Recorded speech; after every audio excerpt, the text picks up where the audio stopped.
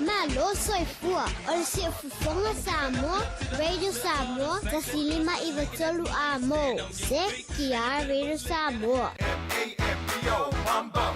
M-A-M-B-O, Mambo. M-A-M-B-O, Mambo.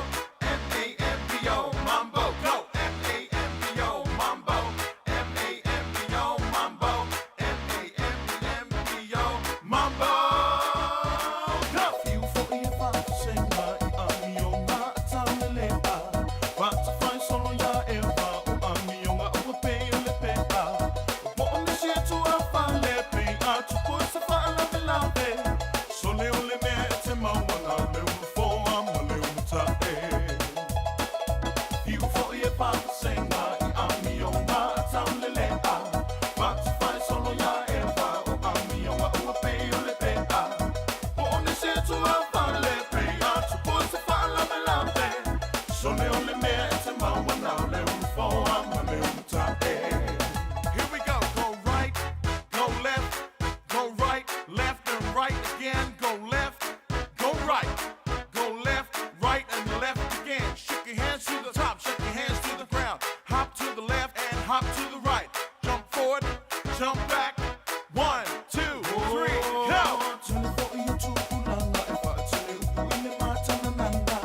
Find my upole sign and tell him I'm never let me fight out Allah.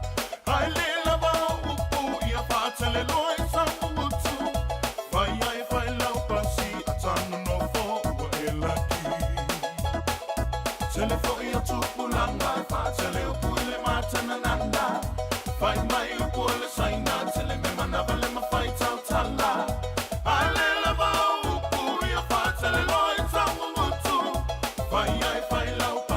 at time no for what lucky.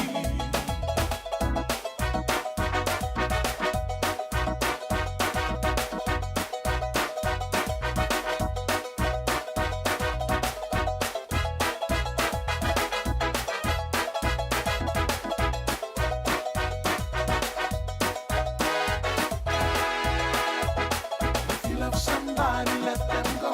If you love somebody, let them go. Dancing, swinging it to and fro.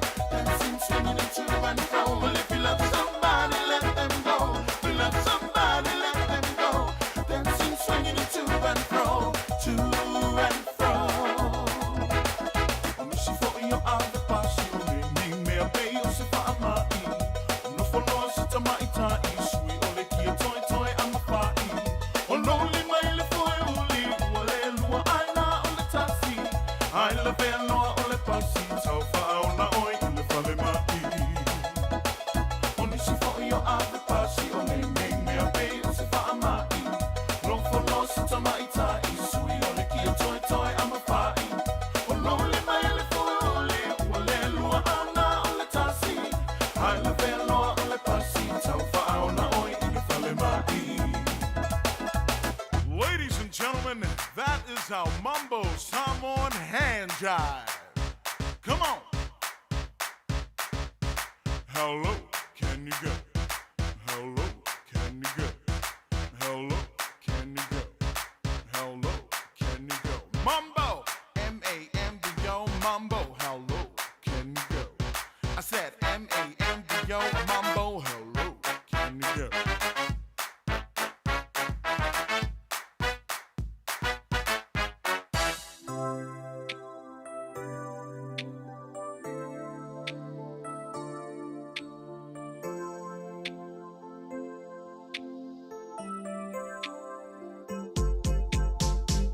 Wasili ona fa amucha olacha mafuchanga.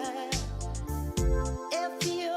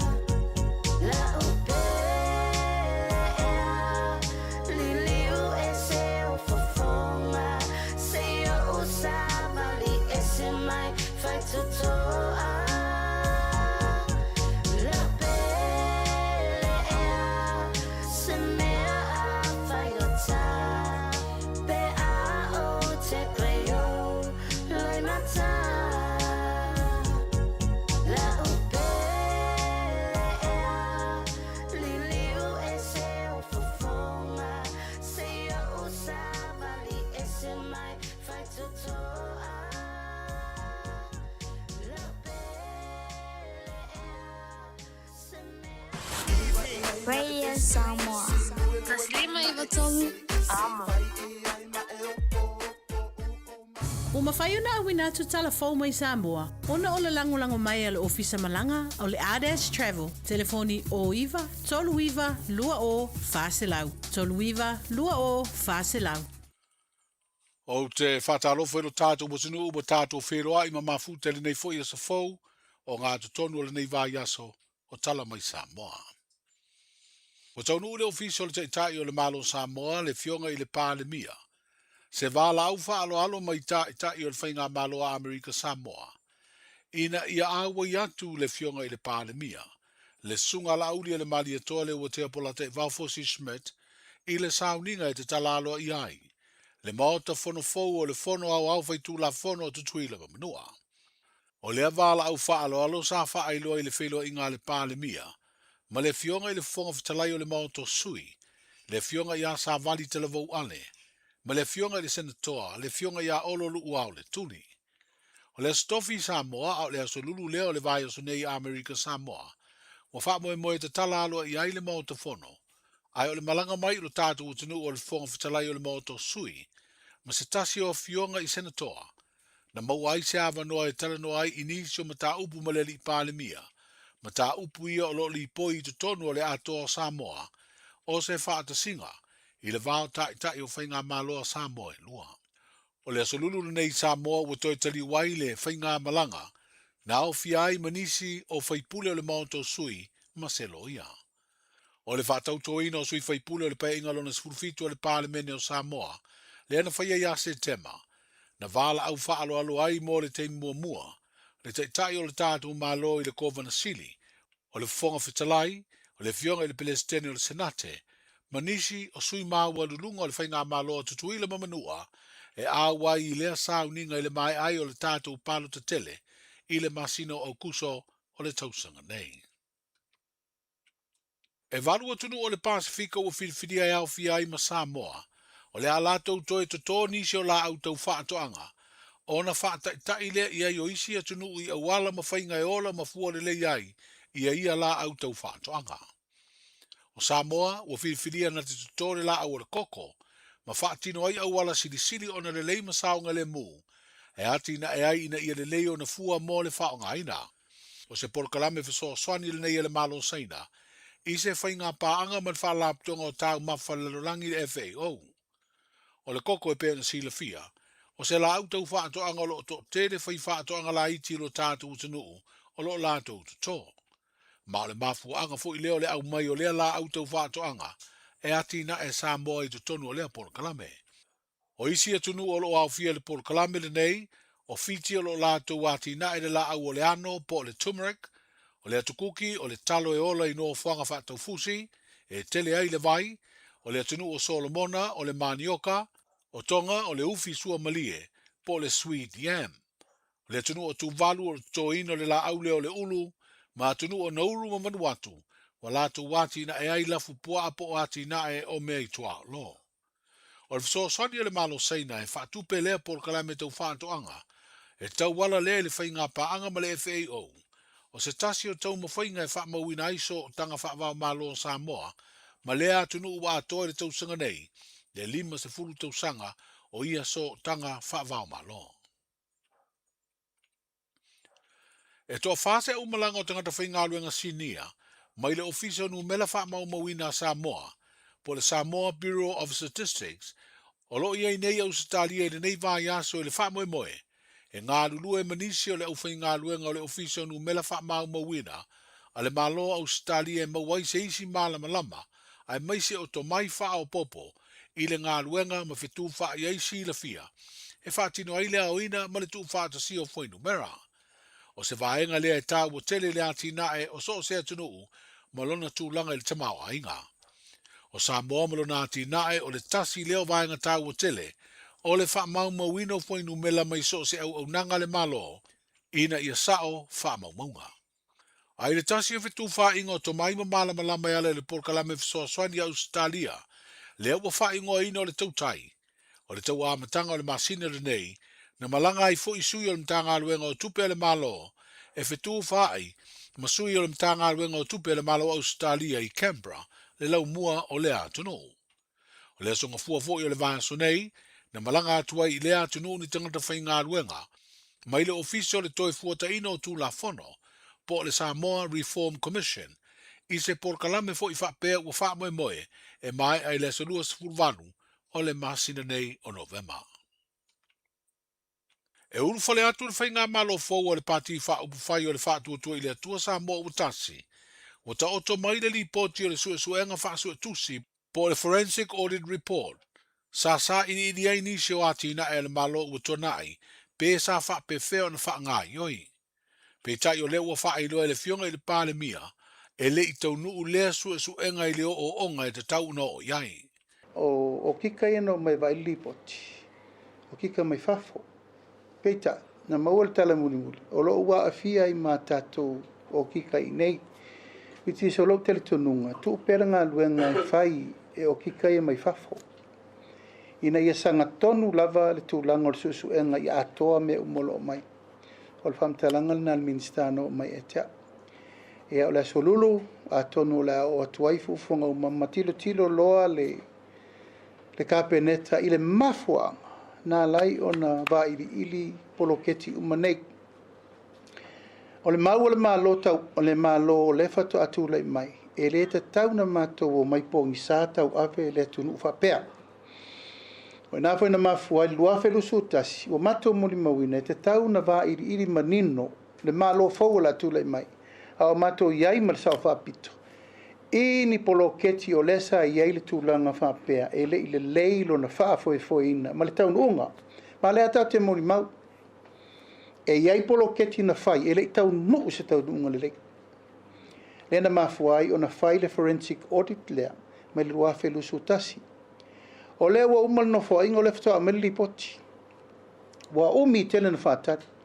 A meli poti. E le o yo o onga le mena fa yatu e su. A cheno lais mai lunga li poti. O le upulna na mai e tea. Le ana laino o tua ta pale minista. To e sila au mai a noa mata upuna laina su e mta. Po le ama fuanga na laina fai le poloketi. Fate te inga. Le wala le na fai nei si umu. Se furu familiona ai 4 kilomita. O e sila i tuai si umu. Po le altu langa lei le wala. O le matua le tu lai se tu langa lei. Se furu familiona 4 kilomita. Se tu langa whapea. Mata upulaia. E le mawhaina alo el vai el malo. A wawo e te lea fiang. O ai o whela ua riel tupi. O mana whatale a wala. O le lei. O le leilo na whatinonga. Le leilo na pufuanga. Sa le leilo na monitoring, sa le leilo na supervision. O ata whapena, lena manatu. E tu lai mai fo i suenga lena mai le forensic court. Keita, wale o lea.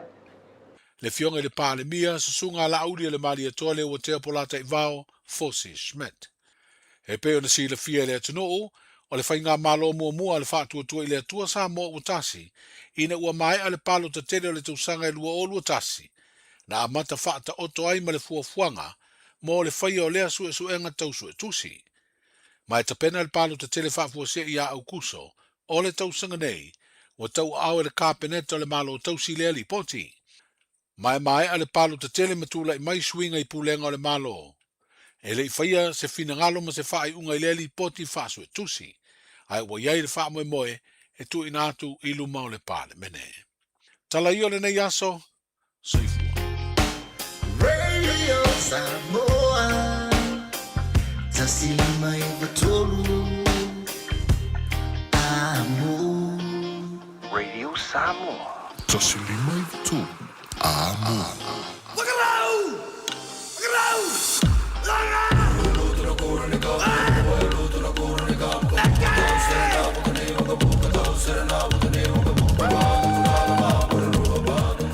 Na ua mawhai ona whaafonga le tātou tenu le te whaasalawino tātou tala me Samoa le nei fwoi a fiafi. Ea olona salulu pole o ngā totonu le nei vai aso tātou tala pi o nei iai. Sau nia mawhanganatu le tau wha utanga vai a tipi utanga vai a sona whapoponga. Ea ole o ngā totonu le nei vai aso pi o nei iai. Lana tautua, ea wala mawhoi le longo pui ali ino le tātou tenu. Ea la i vaenga o lo tutupu o le a tutupu. Ea ma mea fo wa umana tupu i lo whanua le tātua tunu pe o nei eile o ngā tatonu le neiva yaso. ia tātou talafou pe ona iai lona toe fa'asalalauina i se taimi mulimuli pe ona iai le so. Tau pule i lola malmalosi au li antu lo soifua ma lo uola i le tā o le valu le aso hatai ao. O le amawhai ona te maua sisi ona whapoponga o tātou talafou. Ia, mai le tō wha autanga vaia tipi, autanga vaia a wala u whaafonga i le asonga fua se ia pa ia ona aso whareile o vai aso teitasi. Ia, e mamone toile whaafteitele le tō whautanga vaia, wala ma fo i le tō whaatasi o tātou tala, ma le whaaleo o tātou tala, e leo se ngaruenga whaingofie. Ia, ma o le ngaruenga e pito i sili o na whainga tā fo ia i tātou. Ia, o lo ngā whamalea ngaruenga ona o le upuia, ia ma le tele o tala e whapena o na la lau iai. Ia ai o le whafteile atua o lo maua pea ia le to o manga maile atua e fsoswani. Ia i la tātou matawhaioi ia o le autu stala. Ia o le tūlanga lana pe o nei tātou tala i le nei fo iaso. Ia ma le o ngā totono le nei iaso pe o na longa puia li e li tātou tenu. Ma tātou tala o melo tupu i lo whanua le tātou tenu. Se ia pa ia li tātou varu le aso a tai au. O le ama whai ono te maui se si whapoponga o a tātou tala mai Samoa. O whalo whantua le tātou porklame ma le tutua. Ia, ale Radio Samoa se furulima iwa tolu a moi le nia fiafi malo le se fu manuia. Ma lo fo i le tau wata i fe au mga ruenga pi o le masani e tātou i uina a lolo wā le tala o le tau nisi taimi palasio timunga. Ia, ai o taimi lama whapenei e whapena ona ta ulueni timunga mo tātou. Ia, o no o fo i le tūlanga le o ongo le tau o le sama tātou. Ia, wakako le ilo fo i mingoi i le vevela. Ia, pi o ne i le sama yasu te tasi uilea. O le tātou tino o Samoa, ia o wa aia lama fo i lunga upenga te whailangi, ia le lolo wān tūlanga le tau pe o ne iai. Le a tātou se atu e le tātou talo le tau. Ia, ma whanga solo e fo i lea o a tātou porklame whanga solo pe o na iai le ne fo i wanga le fiafi. Talo tau mo tātou le so ripotia bala ofisa wa i tau whanga solo ia iau fufuanga le neifo ia solulu ripotia le so. Ia, i lona mawhanwhana whaaturangaina mo tātou lua sumaletasi tikiri le wa iai le fiafi le so sfurmatwha lona malu. Tolu ne tibunga mo tātou le tai awa na li lava wa soloai nisio vaenga pitai langi le lei nisio vaenga ia alo iei la fo le tofa de tau pe ona iei le fiafi o le nei fo ia solulu. O se vainga fo ina le tātou tala o le tau le aso an tau le ripotia mai se furubaliva tikirilo na mawhanwhana se furubali lua na malu o le anto ulu fo ne tibunga inisio teimi pitai o le amatele ina langi le lei le talo tau mo au kilani manisio nu tutua oi.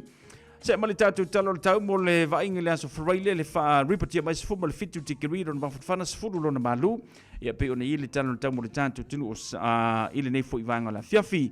Tātou se atu le talo le tau mo le tātou tunu o Samoa. Tu mauna patainga, ia, o timunga malolosi mo le tātou tenu o Samoa. Tō whātau tau, ia, le tala o le tau li telo teimi, ia, le gata fo lea, ia, o nisio tā whenga malolosi pe ona awhia i nisio nuu, ia, manisio whianga pe ona ripotia mai le amatango neva yaso, o lo iei pela, ia, le tala o le tau mo tātou i Samoa, i le la patainga pe ona iei ai matele lava foi, ia, ina langi le nisio vaenga pitai, ia, o le la patainga le nā mo le tala o le tau mo le tātou tenu o Samoa, i le lusu malvadu tikirilo na vevela lusu malilima lona malupi o na iai. La patai foi mo tātou pe o na ili tātou talo le tau, ia, oi nā te sauni te malanga i Samoa, ia, ma le whanau, ia, te vaaiane, o loo pepesi le misela le tātou tinu o Samoa, ia, a whapea mawhai o na whaitui o le whanau o na anga i le Samoa manaia, ia, a whapea le whai le tui o le whanau, ia, toi, vaaiane, ia, le tātou plan mo Samoa, po o saunga le mu, ina nei ia whaina nei whanau o tātou wangatu mo le whaiunga o le nei fo i tausanga. O se vainga le talo le tai, mara ngati whalo le tātou tinu, le ngata whalo le kalena le whainga whaiva, au kilani le ngati whalo, au kilani se furu valu minute te ele tu le valu le tai au sua ngati vale, ngati whalo au kilani mau mari atu, ile se furu mare wha minute te ai le valu, ile a fiafi ana nei. O le ngate whale o ni hanga le whamawina, i le lua sfuma le wha minute te al suma le tansi, mau mari atu le lua sfuma minute te as fuma le lua, i le a fiafia na nei. O le ngate whale manu kau hetsia, le wha ilo mai fitu minute te as suma le tansi le tau, na sua leo le ngate whale, mau mari atu i le toe 5 minute te as suma le tansi le poa na nei. Ngate whale muri mai pinti le whamawina, i le 5 minute te as suma le tansi le tau, sua ngate whale, afa sfuma le tansi le poa na nei, o na toe mau mari atu i lea, o le ngate whale mole nā fo i whaaitu, ia o au kilani. Ka lena whainga whaiva mai le so tai au, aso tofi as wharaile, aso tona ia sama na songo fua a afia ma na solua le fa mesivanga le langi le lei mamata ngo fia tulanga ole kalendar fainga faiva ia pe ona report ia mai mo tātou le ne fuivanga le fiafi o se fainga le na talo tau ma ngati falo le tātou tinu kalendar fainga faiva report ia ofisa ma ai tau kilani.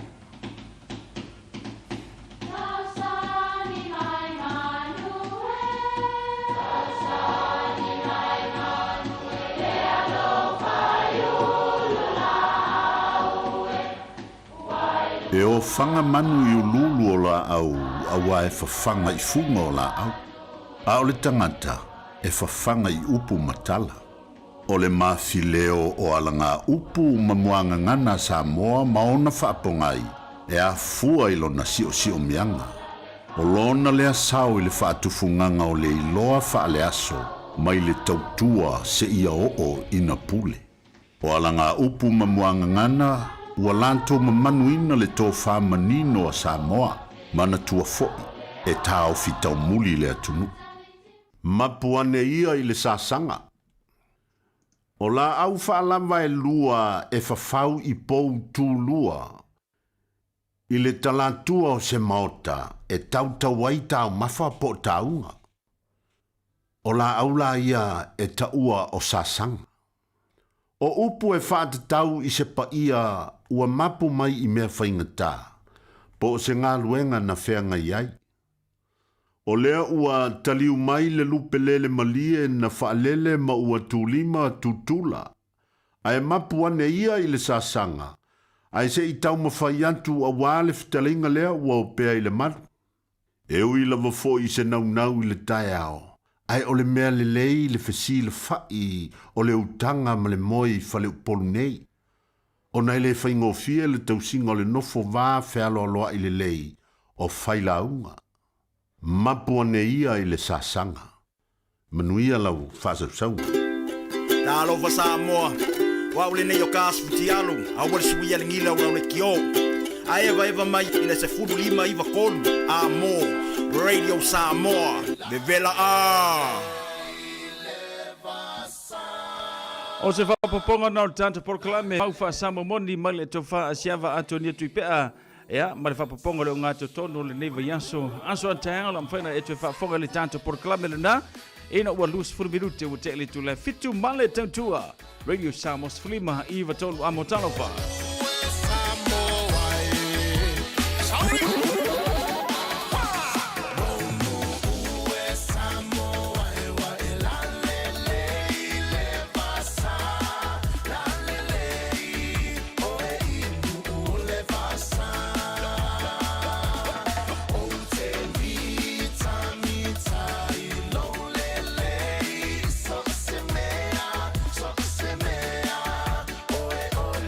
Pe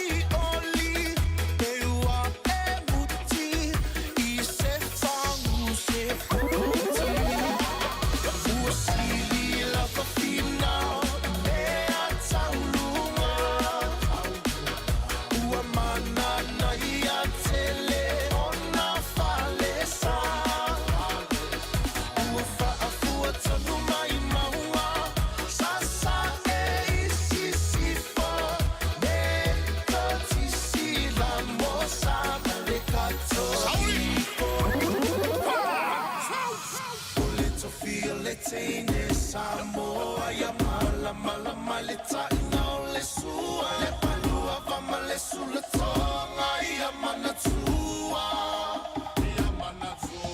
au tupula ngatala voine ia so kasemana ufa ali ali malu ai tile fa Samoa wana ole nanu fa mole mole so te filo malu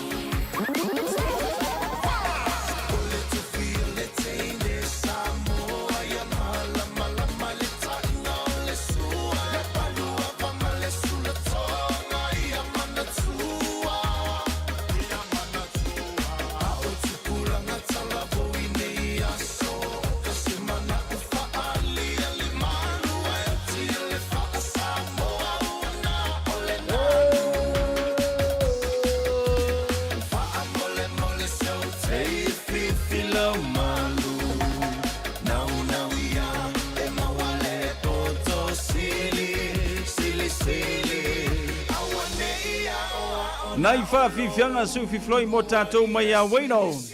Ia, taurunga toile tautua le tofa asiawa atonia tupea ma le tātou por kalame na pe one ili nei a fiafio le maufa sa momoni. Ia, ma le tātou por kalame. Whaantalofa i tātou wo ma paanga le mafuta mai le nei a fiafi whaantalofatu. Ia Frank Fingota le mafuta mai lunga. Ia o le tātou YouTube channel ma notsi fumanuia Frank Fingota whaatel whaatasi mai tā Stiva. Le mafuta mai Kempai au se talia le ngata foi le jeans a Collins a Peshawar ma no se fu muia Jane lo fatu mo e fatel fantasy mai Amelia Mikaele ma no se fu muia ma no foi nga lulue tama e asiata i lungo le tanto YouTube channel fatel fantasy mai le fu vanga le fiafi ya ma no nga lue lo i tanto lo ngato no neva yaso ya mo nga pe o mansari ai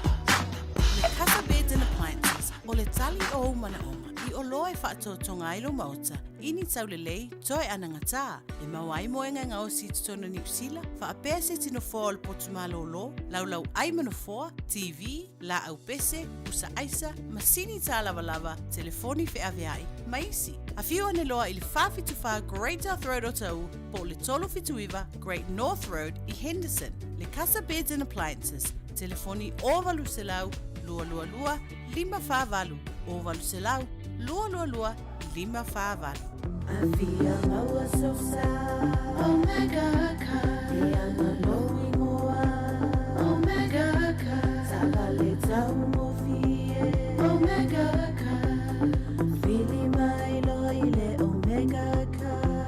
Omega Cars, lua selau Cavendish Drive I Manukau, po le telefoni o iwa lua fitu 5 valu tasi lua. Susu mai Manukau ne, Omega Ka, Umalole keisile Omega Ka. Matau te whaia ni fo aroi le aso lava te fio mai ai I le Shine Dental, ai e inga whaapitoa. Matau te salia le Afterpay, Zip, Q Cards, whaapea Wins Quotes I le Shine Dental. E whaia fua whaatalanoanga ma le ACC I le Shine Dental. Le aise tongi mo whanau I le bao le se furulua I le se furuwalu tusanga I le Shine Dental. Talanoa mai le tongi ino le whainga o nifo I whaunga ai le Zip, Smile Now, Pay Later. Le aise tului I le Shine Dental. A fio mai le 575 Great South Road, Manukau pe bala aule lua fitu ono fafa. Lua fitu ono fafa mo le Shine Dental.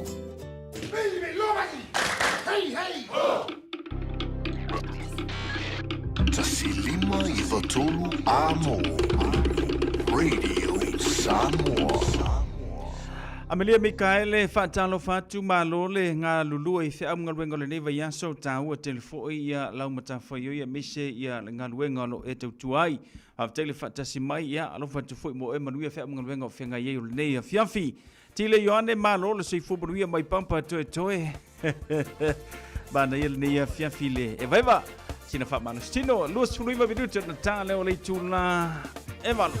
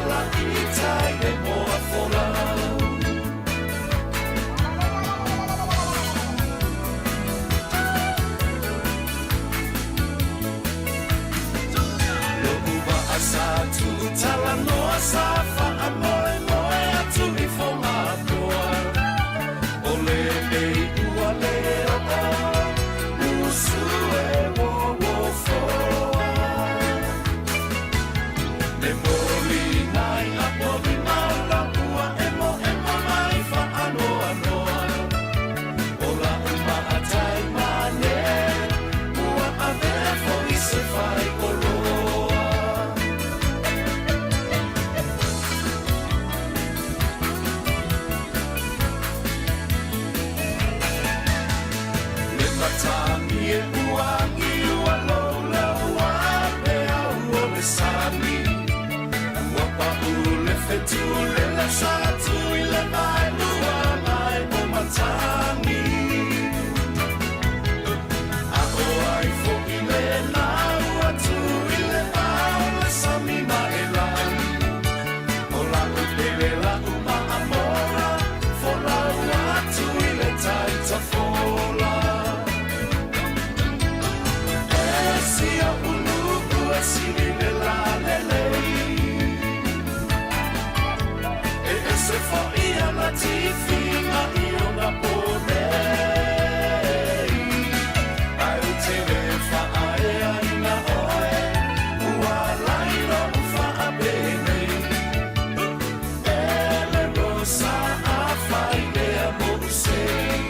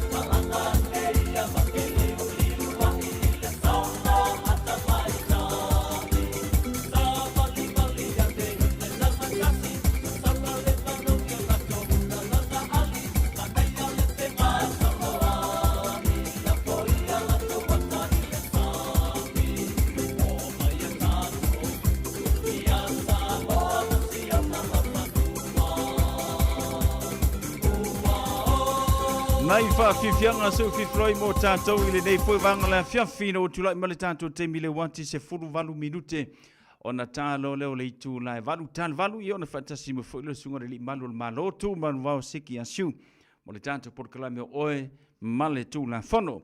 Patalo for tātou porkalame tile Ioane Christina tanu wasa le mafuta mai le nia whiawhi mai Melponi au se tālia malo le soifu maruia. Patalo fatu fo ia fosi vanga le tinanga wang malo soifu maruia. Patele fatasi mai Frank Manu soifu maruia Frank. Alo fatu mo e mala inga patele fatasi mai le au pepe Ioane tinonga malo le soifu maruia le nia whiawhi.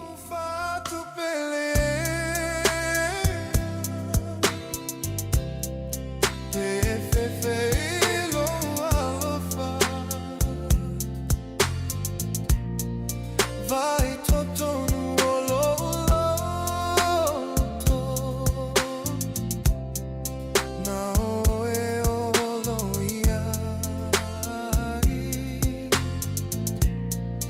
no tu si se la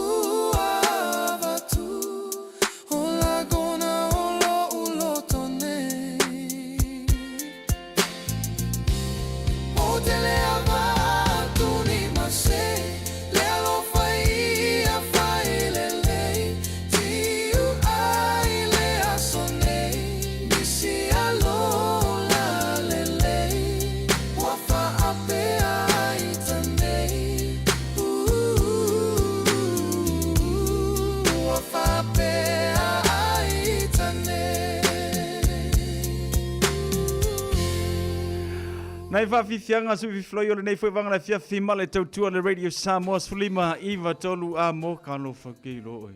Mo o mi se le pesi. I'm so sorry Tina, wa se o mi ngore pesi.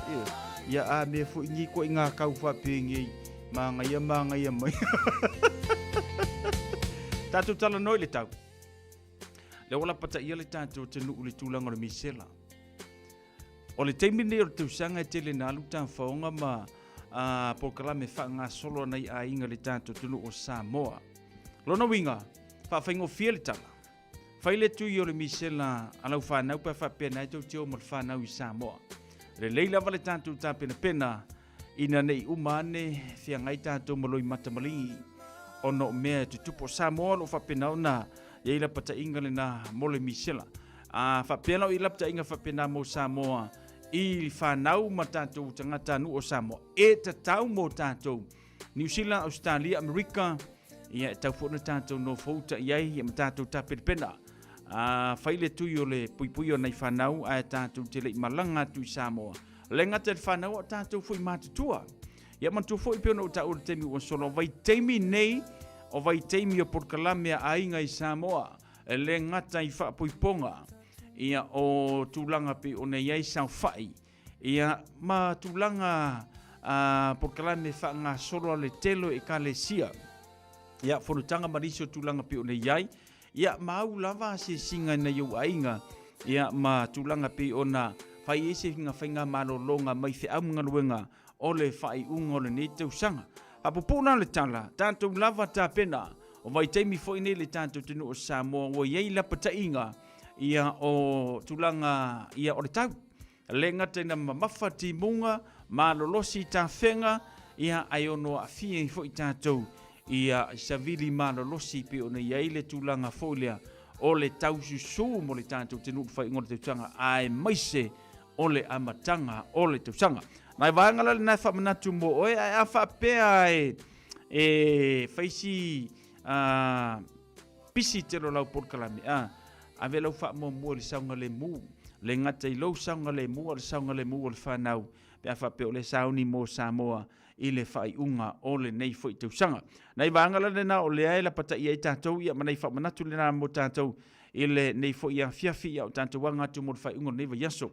Ia, a whapea fo I te le malanga I Samoa, e nofo lava tātou ni usi le te tau, o na whai pele tui puipuia mo tātou.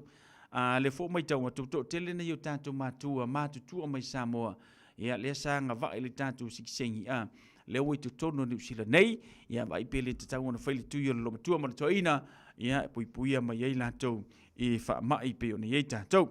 Tinanga o surka fiola e so le malanga la kinkiki a lo fatu tina manuel malanga tava e asiata lo fatu frank fingota ma lo se fomruia fa tele fata semai ile nei fovanga ole a fiafi ona ia tatu fasilsilanga le tenu mai tau ia ona so ai fo le martatu por clame ia malsunga le malo malo tu manwa siki asiu le fo fata semai ia wa ia le tatu por clame pe ona ia oe male tu la fono free fanau lunch wa Iei tātou le nei fo I vaenga la fiafi free whanau lunch.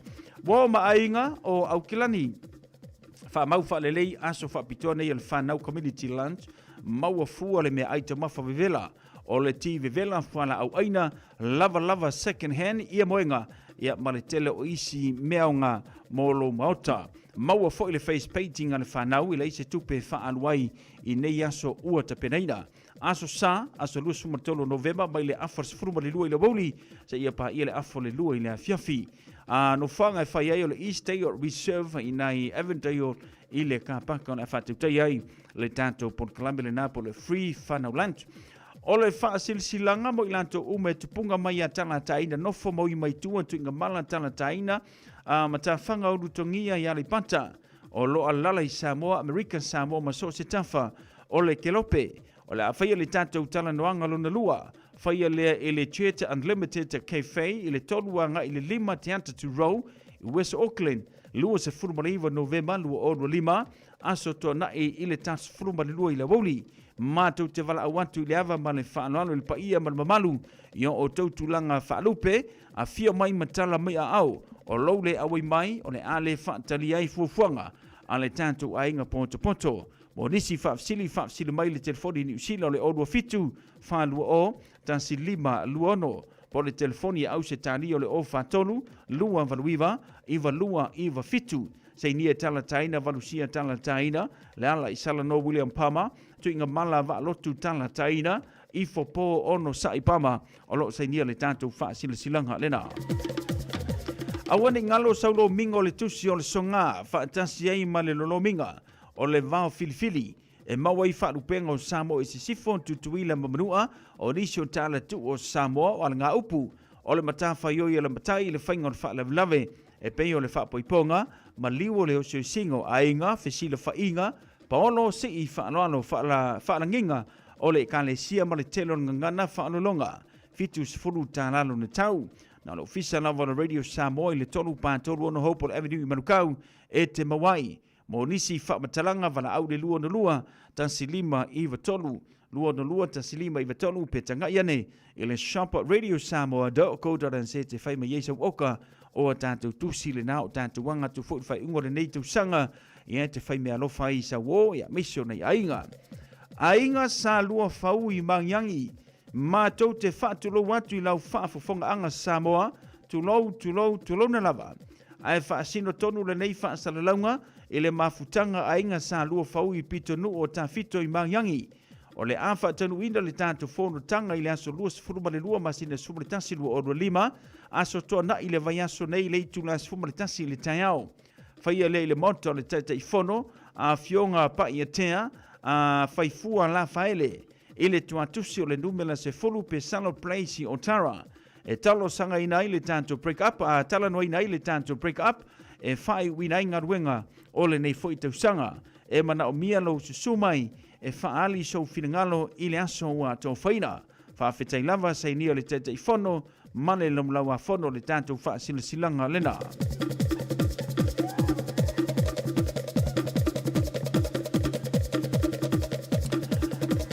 Waisa tātou whaasilasilanga leo tenu mai a kopai au kilani New Zealand. Whaamarmole e wala au ma le whaaloalo atu i tama matene tuai uma saha o tauina le koliso avele. O loo no nofo mangadu lua i au kilani. Wala whai le tātou whanutanga monumuli o le nei tausanga, aso toa nai lua sifuruma le lua Novemba i tula tolu i le awhiawhi, se ia pa ia le ono i le awhiawhi. No whanga o le Youth Line Manukau i le tasi 5 St. George Street i Papa Toetoe, whaamarmole whaamanalosi mai, ia matau sisi le tātou teimi whaatulungaina mo le whono. Alofa le tua mamuri atu i eilo o tō soifua, maso mātowola whaatailawa prestene, ma le ofisio le akopa i au kilani, o lo sainia le tātou whaasilasilanga lena.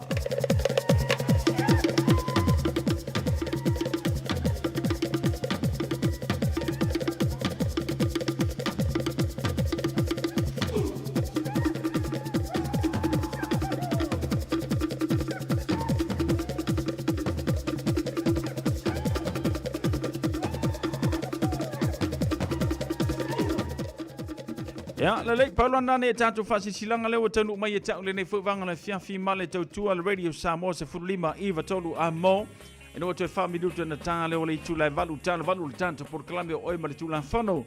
Sunga le lisa tini a tūmara vau siki a siu i le nei whuvanga ole a fiafi.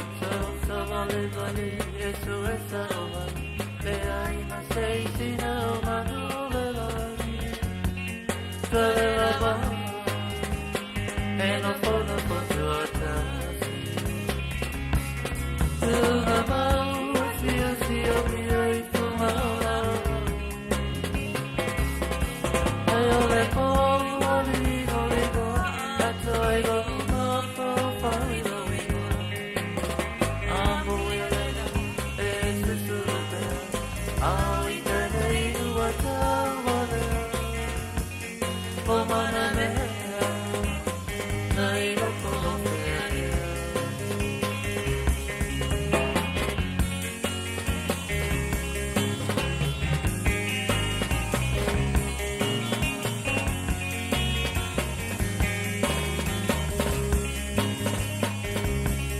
Le mattina quando aspettando quando vorrei offrire che te le ti amo o te fia solo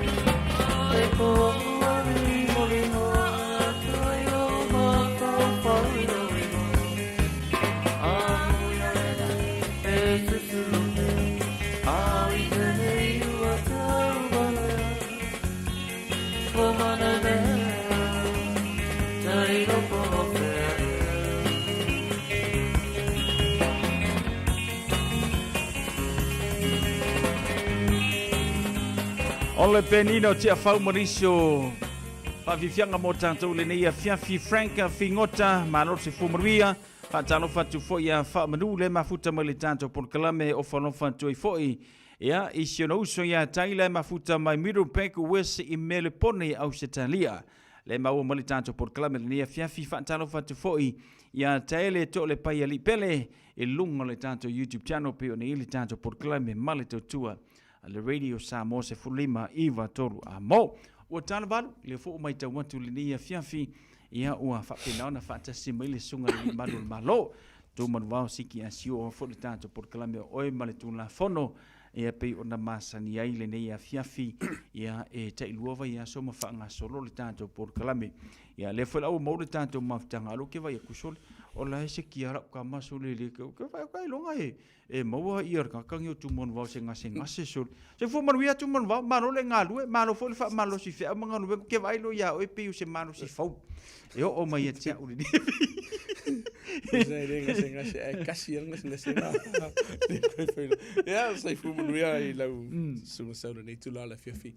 Ia I leva fo I male fa alo ia fa fele toi fo I pei la sila sila tātou tunu, ngō me tātou por kalame le ne fiafi, fa pia fo I tautua lau sunga nei tu la le fiafi. Ia, au na pei ele tu so lava se fata fai taulanga, I fa pia fo I tamamti nā mātua. Tupu me o le tātou tunu o tātou pāanga masani. I aso lulu tai lua. Kai lua vai aso mo ka fero ai. Ngal. Kusai o le lua vai aso nga. Ki misia. Kalo si. E ia nga fai na wori ia o kala ke ro fai au. Ia ai fa tai le tu mo foi no malos. Tu ile tunu nei a fiafi e pana ne foi vai aso. I tal tonu fo no mo tātou tunu usia fiafi. Ses manuia. Ia fa talo fa foi. Uso matu fa fino lo tonu lo to ese. Ia o lo tuli fi o lātou whaasalanga I lelo fo le tua. Ia toi a fuositai au fo ia o a fo I ia toi whila I stemi wa ainga. Ia ko e sui e fo I sisi la sang o le soifuanga. Whapea fo ia le tātou tunu o lo I mota ngasi. I ni vei te mara tau sanga I fo o le tino. Ia i edwha manolonga le toi a te o tōru ne fiafia. Me sia tātou ta mauntina mātua. Sir kau o le ngaluenga whaipo, le tapu ai fo I te mamtina mātu. Le o mawar ka marosia I ka ke Sa o le tala le atu morwa. Sa o le li. Manto fo ia tātou tele I o mai ele nei atunu. Lo te tailo ma fau le. Tolus luas fulu te usanga, tolus fulu te usanga taluai. O lai kosor piko I afulu waweao. Ala ua pese le roto to ina malo matu. Sa o le. Sa lo tūlanga le na o le tātou te mara rosi le ne vai teimi ma maua pele ora man mano si mai le tua. Sa o le, e whai ala u pamtalanga sa o te lo teimi. Po o whea o le ke lope. Le tātou te au mauai. E ka kalo lolo mtua po to ina po whawhenga tau langi fo I po ono pa ia le tua. Ai wha pea I lau wha maningi alom whana ura nei ngu. Nei ai. Ia po le pora nei whea tunu. La vea koi makaua. I whamanu yanga o le ngaluenga la lea pēnu ta ua o le tapu ia ta mauntina mātua. Le ua umi e lau wau. Lea. O kaula po ai foi. Se fer kupe. He mai kana liso I kamu inga kuperi. Ia e whaftei le tua. Le foi maua tala o lo inisio tua. Ia whawhelo e tutina ne fiafi. Ia mo fo ise teimi mafuta I mare ainga ia mo pelo malos si ka fa con se uso ka fa non ka e maroli ngaru ari ngeves on manga yo tulanga le wo ia tumon wo ta wo iltina e manga ia na le ia fo le wa ka ke de fa longo ise okay wa mai e de ma maul me go foi e ka I do vai aso ka fe noi e manga ia me la il kemingi Ia wale hafi le mua o kakaringa kai. O le vaenga lea sau. O le si lea wha manu yanga o misi. E alo mawhana ue wha pefo I le tātou tunu una nei vei teimi o tausanga. O le avanoa o mafutai ma mātua. Ke whaafika ia ui ia I lako ma wha amu ia I te utou ma I lato lo soifua peo lato tua. E le peo ngisho I mākoko ke lo fo I le telo ngisho I mātou ia Wa fai langi fo la ngana yo mato. Ha o kele yo fa fi ka uri lo tupu te mini. ua fai asi faamaululunga ma ia se faafaigofi pe o fes kaukaleki kele o kako makua o le upumuni ana e tahua tele vaega le tumanuvau e saunua i manatua o le alava le kako makukua ua iai o tatou Samoa e kasi a le e alomakua ma le kuʻiga ia kako lagona le ai ona o le mea lea maua e le mafuta mai lava o laiti seʻia ho ona fai taʻitoʻalua o mafuta e lē aveesea la le faatonu o le tamā ma le tinā o le mea lea ua ia tatou le temi lenei e lē gata o ke lē foʻi lele tuaia le maua o se avanoa o le tamā ma le tinā ona o taimi nei o lea e galulue ai ai a le taimi o le tamā ma le tinā i fanau pei la ona o faasaʻoa ai lau saunoaga ua iai le kaimi foʻi le ua sopoloa le kalagoa fagau i matua e ese tasi o faifeʻau nou faalogologo i lana lauga manai o le lauga le faifeʻau tatou matua aua neʻi avea le faauu mai o le tama ma le tainei faailoga maualuluga ma vanoa e te tau mawhai e tuua i lalo oe o le tamā ma le tina ngai kam whai le ke whaaloalo i lo wakali i po lo wawhawhinge mafua mai ono o whailonga maururunga i o iai e lea ave sea le tātou whaaloalo i tātou whanau ai awangi a vea le whasi pepa lea ma tūlanga fo le peiwa e kausaura kike i lalo ma le whai ei ma le ngaluenga tātou whatonu wa makuar ka mai giki ai a kari i tama ia o le upumongia nanga lo tupu tupu o le vaenga pito sili le na tau le umane ia le wamata ta porkala ona o la ulia tilo whano no i le te mile nei e ele langona o mātua ia tulo le elea afi ai mātua uma tulo wa amakanga whavi i le atali po le awhawhine ai a vaku fo il whaia e a mākua ai li lo whai whaia ia o lo to te lela tunu o lo walau mai wa fai si sosopo o le whanau mana i o le whewhine e luka amakal vaenga lea wa ke lo te lo nisi o whanau lea o lo kupu le melea o le whafonga me ka pokalame o la ko iele le o mai mai Samoa o le o mai nge pe wa amakanga i ele winga fo le wa i kui makua e iei nisi o mātu o lo walau mai a vaku lea vango e makua i ei ta vale e whaonga ai koe whafo i mai so le ai whaadit whafia poko ka makiki tolo whafonga le tunu a vaku whalo lom ko mar ko i ngai mo moe mana nofo ai whaadit whafia poko le akari le fia sau e whaise whe au le fia alu e whainga aduenga a whai aku mākua ai pe uoso e whakauku i mākua le sau e whaise mea ai ngan mga angar sau ai moi ai urar ka pa a ingurpia maka kiwi o i foi la leo lo faisi ma walunga ai o sa wanga ma ve singa tonu ainga wa fai o le la valum ko marco ngongsa nga palo o le sila le esele tau o le vanga le wa amata tato proclame le fefine o le sila vanga le nei tonu ta proclame o fa tupu la ia ve singa i tonu ainga me se la vale va o fana mo matu pe ngai ka u sa ma singa ko ka mo le o ka ikade ka se ke ko ka mo lungo le fala fu le la ila lo ma ai ka kangil i lo mo ko la ko pe chef ka ke fa va via o se ko mo vanga na ma fu mai tu mo va fa e sa no o le sita ngata wo local TV Charlie. O le sika ngaka e mangawa mea ngaruenga loku ke fongi. A ke kilo na ke fongi male a me sala melo le telefoni. E iai vai nga le telefoni ma po kala me telefoni ti nga i lo loto. Dira. Ona mawale le mele na o misi male te me faila fia le ainga. Awa ika kele la ile mele sa ulunga le Facebook.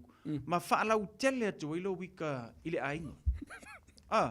Ma kupo ma vesi ma e pisi ai ele fie fanga paloka ele fie fanga paloka ele fie pa mia ele fie kanga karo kula mai onga fa wa ya le fie le tonu le ainga ia ma ve matulanga e pisi ele to mtanga luenga tu morva o le sivaenga wa mai tau ina le mtanga luenga i le sawa o le mal malama fa le ona pone ingisi o aka o lo mai mo ele tele o matu mfana yo lava a fefea o ngā maua se whaeloa i ngā mākua peo ne tā ua. O le o mai o mākua o le lava mai ngai mākua i ngā ruenga. Asa o le kamiki la ngofo iu. O le vai e whautuanga. Se ma se sifuru minguki. Tala noa ma mafuta i le whanau. Wa o le mato tala noa nga te lo isi alo ma whanau ke mingi. E alo a kamiki e le ise ke mio mākua. A lafa o ke lo la wharinga ruenga mātua. A ufa le yango le whanau. E te le i o le whawhitau li lo tupuru te mine. E tolo pulo i tātou tunu mātua o whaianga luenga whita. O le ngalue, a o alo. E le ngaka mālu e whainga luenga. E serke le o ngalue la o ino le whanau. E whawkaifo la te lo e ka le si o lo whaia la tau porkalam. Whaale au tala vau, porkalam e whaale aing. E whisosoangi. Wa ale mo se ke mio mākua. Lava ke le mafutanga le whanau ma le kālesia. Mi se ia autala vau, ia mi se fo ia fisunga whawhenga inga. Whai ar kero porkalami. Walu pumoni ia. O leo la amakanga sosuaku ka kou le sifia, le si ongo vai aso whawa i aso kirisimas. O le ke le ia o le papolinga o le mtanga luenga. I le whaatupu la ia sa wanga i tono, ma whaafita au li tono ainga. O le la ka kou o kui vei mia, vei kem fia. O ifo, bion kaka tatala no te lo te mio ta porkalam. O le a whai pāki, o le a kele whainga ainga o le a whai, o le a tele tangata siasi mai, o aku mo o mai ko kongolo la apa ono moka. O i le skaimi. Whaku a kuli ar kaimi o le si ainga e mafukai. I le pōru vaidwanga. O la sol kirismas. O la vai e whautuanga. Mai o te whaftai i le lautelo le tātou tunu ulo walau mai. Mau a singa kaimi mako kea koe le ofisa. Whamanu watu samu. E iei vaenga e iei lo pōlinga i lo waluaku i lo lao po lo maota. E whai er kako makau. Pa whaatala tala noa. Peo le mafuanga leo te talo sanga ina i le atunu. A fia mai masu mai le ofisa. Whai sau puki, sau avano. Kako ke wheloa i ei. Alo te tala le vanga natu mun vau. Se lau pasing. Manai. O le kelo isi keimi. Tarwhate taipe o tātou tāpor kalame le whewhini. O isi keimi umakur kāpor kalame le iwa o ari o le ofisa e whaatali nei ainga wai pauler keimi a vangoa. Isi a whainga ngā vainga. E mawhai o na whaatino ina la o nanga mtanga luenga leo. Malu uwhatauwa. E fsosani lo ainga. A pio la ailea penkakaranga o ila makanga. Wa ke lele a vangoa. Wa vā ile mafutanga no mawhanau. Mana i o lato mātua. O ngā mumua. Wa iei o whai mangaku furka mai iki. E whiakur ka mahamarki ngā. Na iei ni sina walau mai. Wa fiu ia mi o ngā kamiki. Whai ngō fia i o rwhawhor vaenga lea. A whai wa uma whesosoangi. Uma nisi o vaenga ona e apa i e mo se whesosoangi. Ele suelo walo. A whai wa sifuru walu do sifuru kausanga. Era sua sang fere ki ngofo. A whai e ke sila fia ua lama tia lo sa o nga le mu mal soi fu o lo ainga e mese lava i lato ua tango fia fu ala fasaina. Waka musa ili se fsosongi. Kau pungi kia ili vaenga lea. Wa e tele i o a fianga. O le ainga. Pe a whai ua kango fia e whanau. I e vaenga i.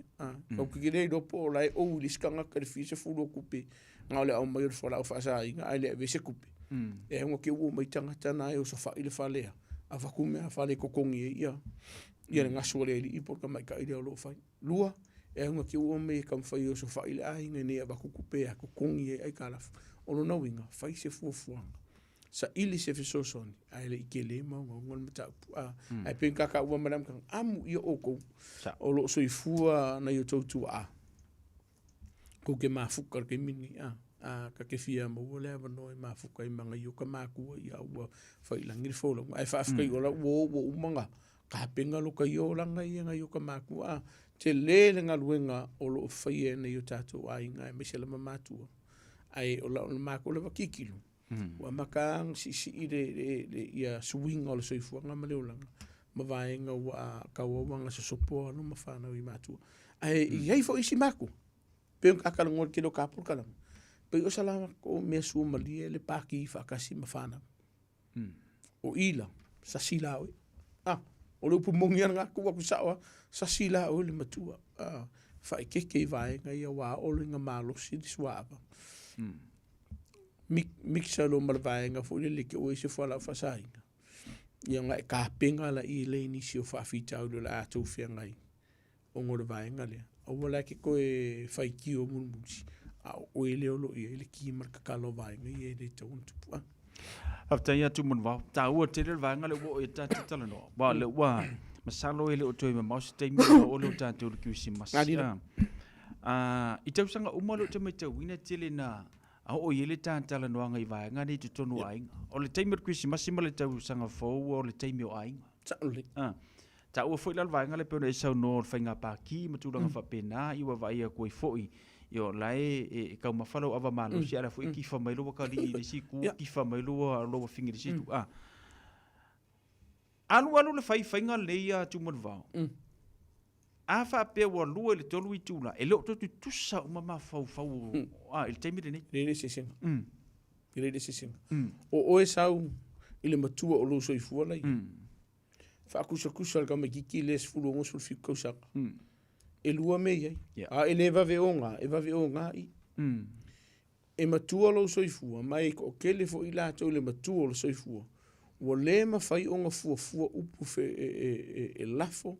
Le mawhai e re mawhau ngā whaavasenga le o vai, kiki e resi vai.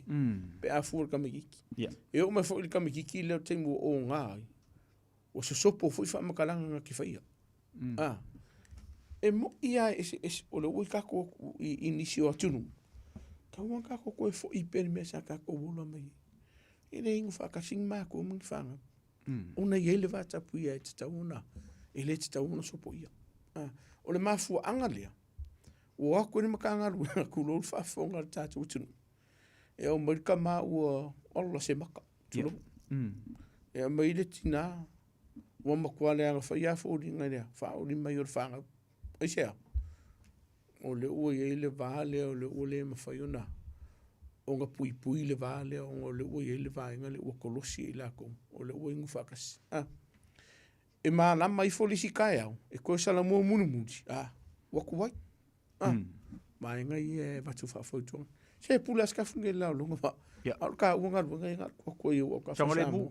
Maua sango le mu me sili lim tau. Maua sango le mu. E se tau o māenga le. O le si vaenga rango fia pa ia le fia fine. Ua whaisi whātupu la i o whawhita au li i whānau li liu. I le keimingi. O lo ia inisi o mata upolo mātou tiro le te mine mo sif sosoani. E le ngata mo whānau ai mo ai. Ia, la ka amaka mai i whānau le olo o sa wai nei New Zealand nei. Ona e lo koe pō malai. O lo iai le tele o whaafitau, o lo iai tele o mata upolo o le whamsinonga. I le whaapolonga ina o alo mawhanau e nisi o ainga na au mai. O upu whaafengo fie, ina i whaafengo fie, ma mana malama mai le atunu. Wali po kia ka maikingi, ma ua iai whaamaumaunga. I le lei ona wa aia o alo mawhanau ni, au mai Samoa. E se le mafuanga na au mai e peita iane. Ia o le wa mai ngengu sina. Whai e ilunga lo na isi. Whaakaua ilunga ka avale isi. Whaki ngā inga isi ngā rwhainga ruenga. Ngā limas fukala ave ai u ako i latoni i alako. Wakupu. O iei nisi o lo wharpui nai. O iei fo nisi. Leo lo whanga solo ia nisi o whamsinonga ma mataupui i lumba o mtanga ruenga. O ngā vaenga whapea. Ia, ngā singa vaenga rana. O ngā kakore liu nei ngai māku olo au maia ka making, ia isi ka maiki. I le ke le o le ngā ruenga sa o lātou whatino ina. Ai o mai ka making e i whai e ngisi o winga le manguia. Ia, la kakara ngofo ingisi o kako wainga. So le, a whai o fiese furukau sanga o e alala ingi usila. Ai ke le mga a maisis ka magiki. Ai o akulisi a inga whailinga luenga fisosoangi malanga luenga alofa. Ai whai o enga luenga le o whasoso lau ka maiti. Koe sila le vaenga. O lo tupu. Fia se lau. Fia afe kupena isi a inga leo lo alu li liuinga mai ngō alo mawharau. ai ngofo e kongi pase si Samoa amai ale ngofo ai nga amai ya ka mai si le vai kai ka ko ka lo ka ko ta to fa ke wisi ano ina ma o lo le va fe alo i lava i o tatou ai alo fa ia vai ngale ale le nga e o mai fana a o manga fai le le kong ya ka ngoi o so la lo e fai ese au ki lo vai ngale sa e la ngona il fa no vai pole a le kinga ingo ngai maku ngai le au mai ngo ka me kingi i lalo le tu la fono la ko fa manatu le tunu e le mfenga ko ka fi la ko kus fa la le so tu la fono le vai ngale tatou te fai ia o la vai e fautuanga sa ili se so animo e malo vai a vai ngani e ka kau nga fa foi polar family ang ka me ki o mai au kupi a sa nginu ngi silangi o la uno fa mam 6 fa mon mo kau nga fa foi pe ia la tu fa la o vai nga e patino le malo e kau si me ai la tolo ia pero si le vai nga o mana o e tati nga pa ia le fa finne ona olo ye inisio mata upolo tilo el matanga luenga te mini nei i le afianga e mai se lava le afianga o alo mafana nei le olo a mai olo vai tamai mankofo o le waka ofia yo tafi le waka ofi mor ke mingi o ke fa afika i le vaenga le si i ko ilo le lei po a vaenga o lo lape le fatino ina o le liwina mai o alo mafana lua o a fa afita o lo tutupu i alo mafana nei o lo liwinga mai pa wale o le vaenga e fa fenkai o le fesiri kelea fa fefea ngai maku o le leile au mai e iska me kile ro la ko fai ai am yunga fa le manguia ngai ai ngai le singa vaenga un kilo ye pa o le sile vaenga tene no fauto ina ina i matua ka lo fai lo ko kinga inga au mai e pita e le se vaenga o tu la fono e pui e nei matua i lo au mai ka me kingi ai a o hofo se ungu ai le hofo ima fa le anga ngai e kalia lo ma fo sa mo fa fonga le tunu le avelo li poki ai moni ma fa mauni ai le amelo li poki a le me fa fa ma pe pelo kam fa le anga ile ai ngo we fier wis e le se va nga manu le va mana tu e ni se va nga yo no le ve o tu la fon e lo fa yo ku inga sisi ai le mo ai va nga la kinga fo le pe o le ka ka ngoi tonu vala va yo ainga isa wanga ainga wa sini me lo tu poi o ma sa wanga tonu ainga a fa ye ke si la fia e ke o me ta mai tine i se a wala le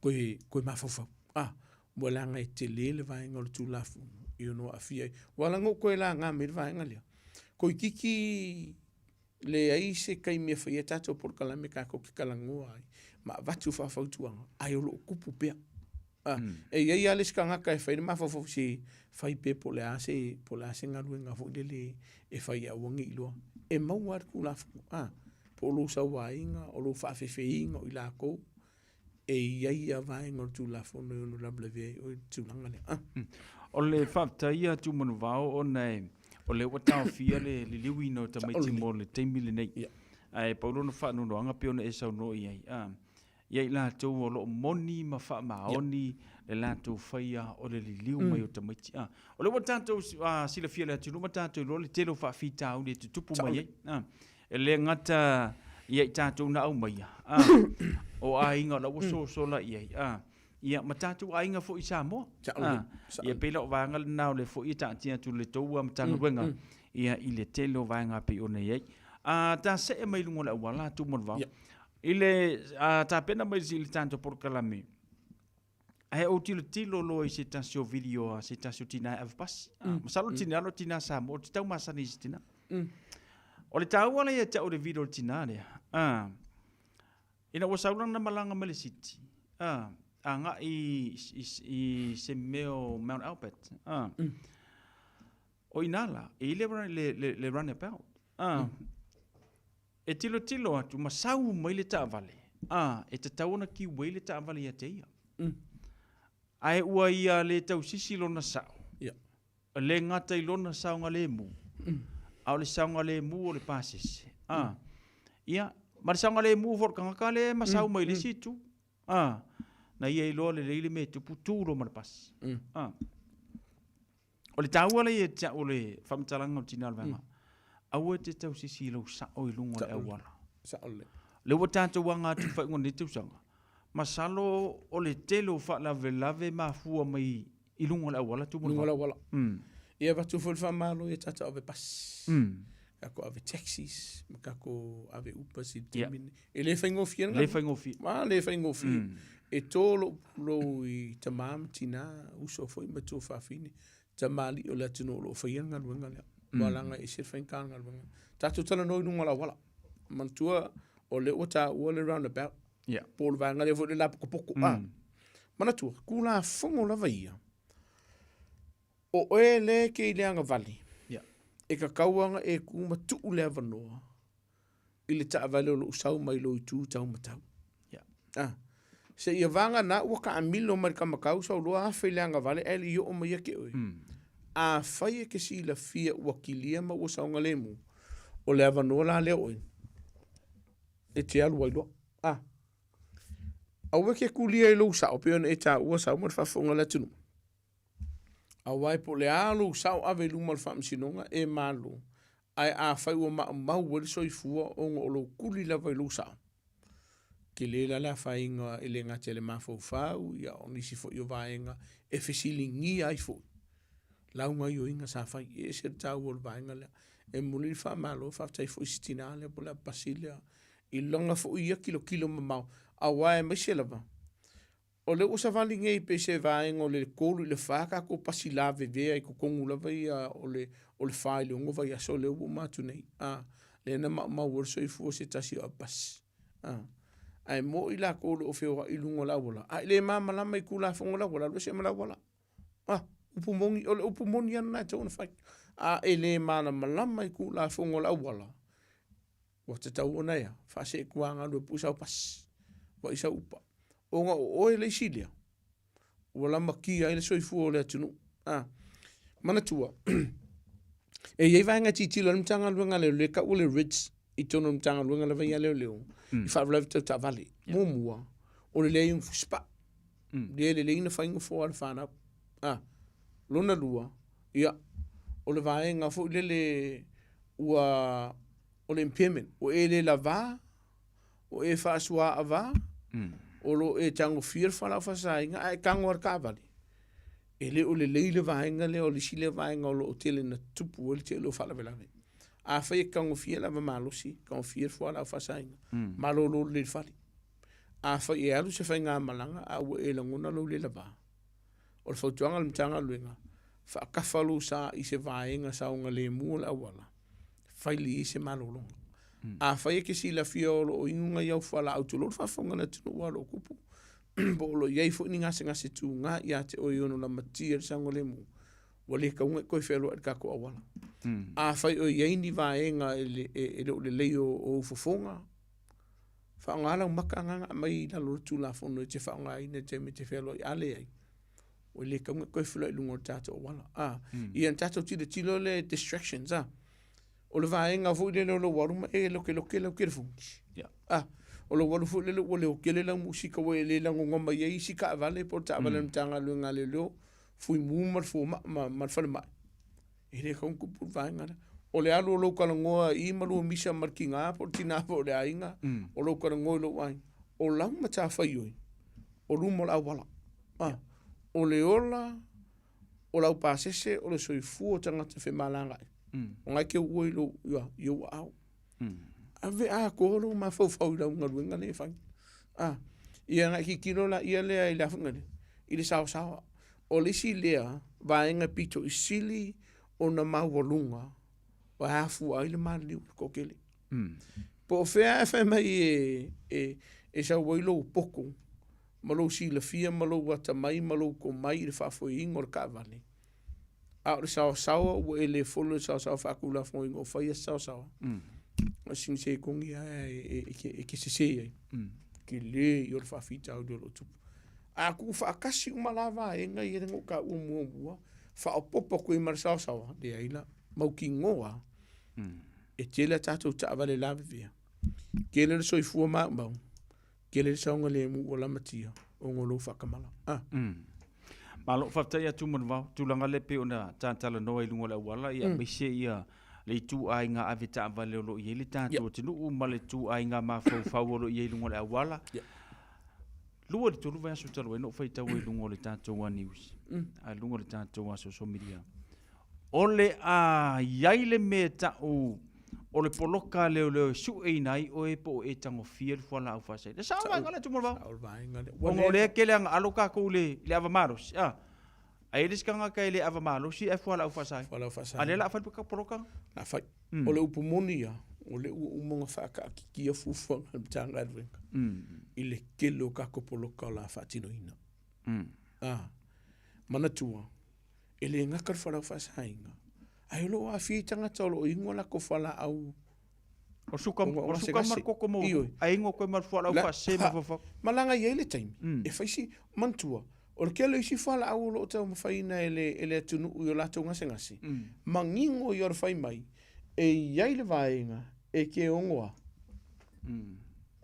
e ke ongo ka pungi e ka kuri mo e le te tawon tato feo i ka vani ma o isi e vainga fena siaki wali si de vainga o ke lenga siaki mkanga lu ngale o kifa fa per ka ko ka vali ele o fa sua ava ele o yesu fala o fa sainga e o fala o ele o li si vai o li stangata wa makanga o sole ma le labor ka ma fkanga ai o ke fa fkai o le ole ako o me vainga na mtanga luenga o la siaki e la to patino lava ia la ko lo kango fia ia fala fa no o le kele o poloka lo fa ka en mako poloka la le ka o la tunu o le la fa kingon mako poloka ka mai se lo la e ka o pe o mar poloka ia wa ke rona sunga tuma vanga le fora ngunga ke kama fa ia le yo savia o savia la kama fala au ka fala au lo ke ka fiat ke mingi sa pala ka mo titi alo ia au ke koe fa au lo ko vari au ke lo ko vari sa para kamari e no sa panga ma mai o sa panga mo wei le malo si fa ma yes ko nga e ka si pe fa sal sa alu si va nga ta wo le po kai mel ki disi masima taimi o malo lunga i o sofia fia o le pumongia o la ko ke lim tanga lunga le o la idungo tato o wala i de kama failing i fa titi ni se fa la o lo pumoni pe ne tata la no le fia nei fai e ke si la fia ele o lava so mana mai lungo tato o wala e mesi lava tato lo fai malanga mai Samoa Australia po fe lava tu ni fa foto ni si la lo e malanga mai ni si la nei o le fotonga mtanga lunga fai e ke le mama mai tu la fono la wala fa mon boli mo fai ka mo lua wa isi si ka ngwe fa fo ile sa e ma sani i tu la fo no ma i marsa ngole mulunga o wala ni silani ai fa se kwa nga lu o ngori si le vanga ya o ke le fa pe o kuskusi di mana yo tato uso ma tu fa fini fo ma ya ku mai fa me se la vasainga mai kia ke lio ka ka vale la be no ye termine me se la va ka ko rinto le no ya o ngo ila ko ngele o malama mana ya ele o malama a le la afia i maru sa nga le mu ma si o fo ka ma i ola fa ka va wa ya fia le va nga le rento tu mo va to tele yo tanga tembalanga mai sa mo tanto tu o ka ko fo i sa mo e fio i rento ngi sila tu mo va million yang ele ula si ka ko ai paulo na fa la ve tu mo va masalo le lua le tolu masina taluina vala o te le matou kamta o ke ro ku ka ngakare le matou kamta e o ke le lope mala malama po mele mala malama e fia poko ane fa fon mala malama tatou tu la fono ai ka ngo rent sauta vale mana o mia lo le sine evta vale o mera o kupu sa mai Samoa mankuala o lo passport e ngaka le immigration ele ka dia fo kuspa iari ele ka dia e ke felwa ia malau pai po tono la watu e a nga mata wo ia te o te mite felwa ia ai o lo lai sene avita vale e mafai ona ave itua le ta vale ona fa ka va ia menga visi kerwa wo cancel la va nga le mato finga nga le ta vale ona ele se le senga tanga tala sa masalo tanga tala e family tala tanga tala fa afia na sa E mawhaianga ave ang kaavale langa passport. E o ke leilo la po fisher rental ngi sila ngā whaki sila fia atu mon wawa e tele na e whero e fwoi a. O ke leilo la po fisher rental ngi sila whaonga il passport. E ave i tuala ta vale. Yeah, se rental pa. Iyo. Ngau sau no lea. Ia, o sau sa vavale kula. Wala ki fo ilanga fa ilo kur kai au walu ki fenga ruenga atu mon. Ele misile me fo le ka wel fa te talo anu fenga ruenga. Ah. E ma fai ona tali atu i whaafita. Fai ir ki ngā kakaro. Na e me ki soi e tu mo va. Fai ir tina talo ai. O whakoro le stamale. Masalo stamale o se tangata whi business. Ia kumbali e lo fina ngalo. A wha pe ma fai na ave i tualau ta avale i sa moe lo passport. I o New Zealand le wa tenu mai. Mana o mia lo le sengi ave ta avale. Na ofisiri le e iso overseas laisengi. Wai ma fai nga ave le overseas e leise laisengi. E whaari maile laisene Samoa. Kama foi o le temporary laisengi. O ke le lope ngofo i Samoa, pe ngofo ngi. E whaari maile temporary laisengi. E ele mawhai ka ko ngā vikua. E mawhai la, ono o le fulu laisengi. Ngō wha malulu ales, kama e ui a ua la lafo upu matanga, upu leanga isia matu o whingarua. Ia langa ko alava le kaimo o laku wha file mule naso. A pei fole lo whautuanga mo tātou ina ia tautua na malama le tu lafon. E le whai ere māsangi. O le upu mungi anga. Ai mese lava, o le sile vaenga o lo upu ia, e te leo tātou company ia rinto. O le kupu mera whalave lave. Ai mau i fua ele a vese la isengi.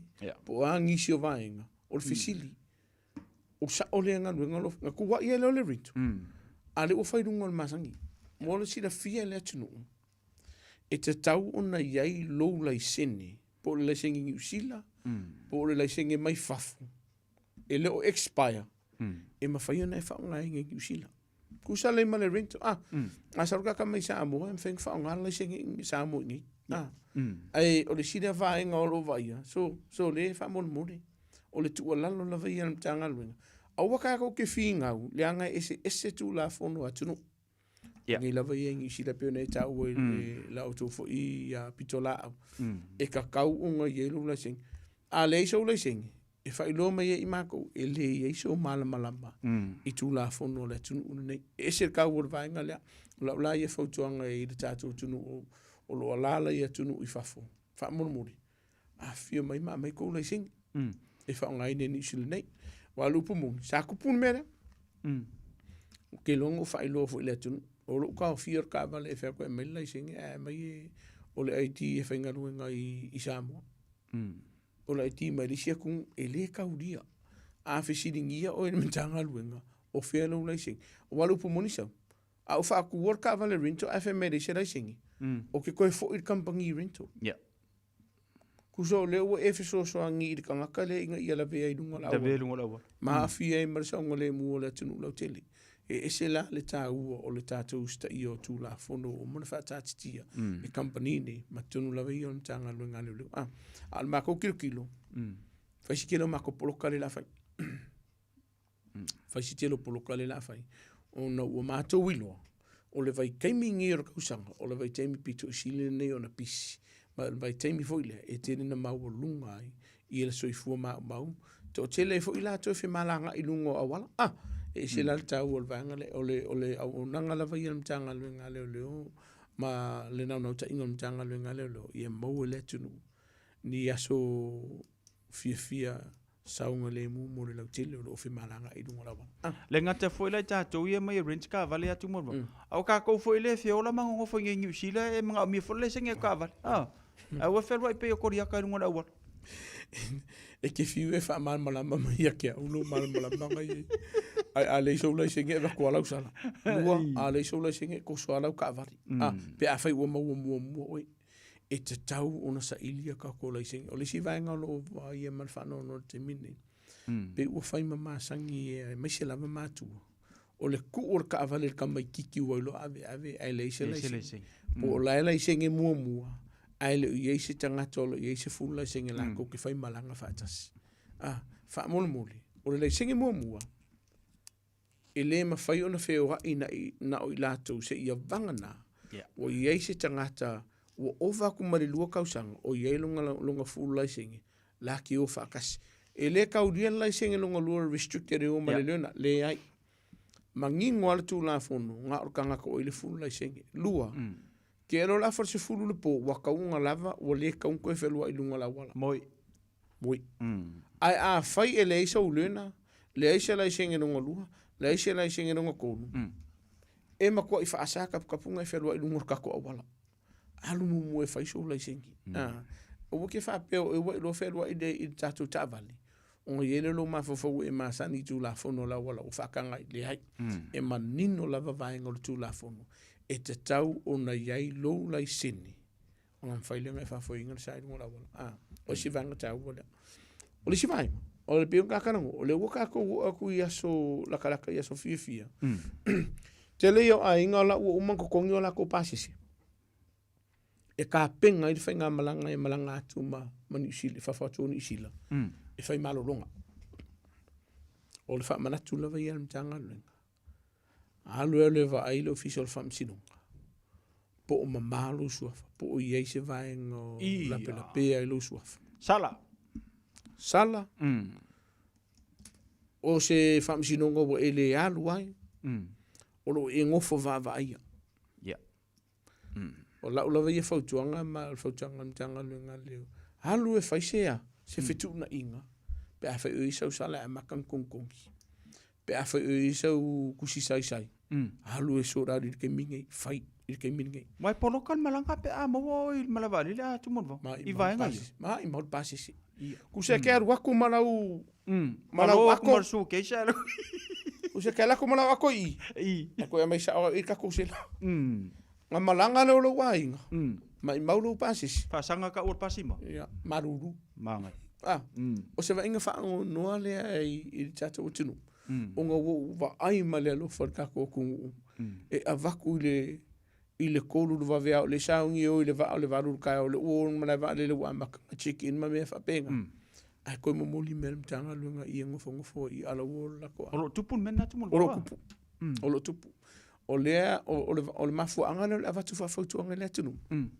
mo a fai ke sila fia o lai mamalo so fa o ke poli a fai ke le o mautinoa alu lu mo official fam sinonga le reception por vainga for le customer service alu sa ilipo ye se vainga sai ti ai lo so fa a fai o ngai ke ngofo va aia ai ke fia fai malanga isi e ye le kai mi ke o fa pia so a kongi ma singere ko o mai le siakia e lo por mia ke samo e ku lo siakia e ke fo i mai o lo fa ka de ku lo mala vale le ave o i de sila ai ku la umu o vai lo ka o le mu la ki e ka o ai chef palo le o mai vale a fa yo eno fa va e tu lo fa fonga le tunu o le taimi le nei o te tauana e alu lu mo le fam sinonga pe tala no ile lo ia fai se fetu na inga ia mai ma se fasi pepa e fai lo mai ai o ia inga fou i o no fo va ia mai le aso lea se io o le si aso lea a fai e ia so ma salonga o ia se kusi sai ia ke oe o nga sai ia se fam sinonga sa ka kaunga e mo ni mauai lua o lo ia se vaenga o tu la fono lo e sai kia sa tauana e alu le fam sinonga ai ua e le alu i vaenga nei wa kaunga e alu e fai ke mingi ai se a anai inga ia ki li ai oe ma fia la ko fai nga malanga ma se wainga o kupenge ko kongi pase se vitamin nei o le lua fea konka pase wala se konka ai o se vaenga fa no e ke fiwa ko vidi mai ke usa mon malavari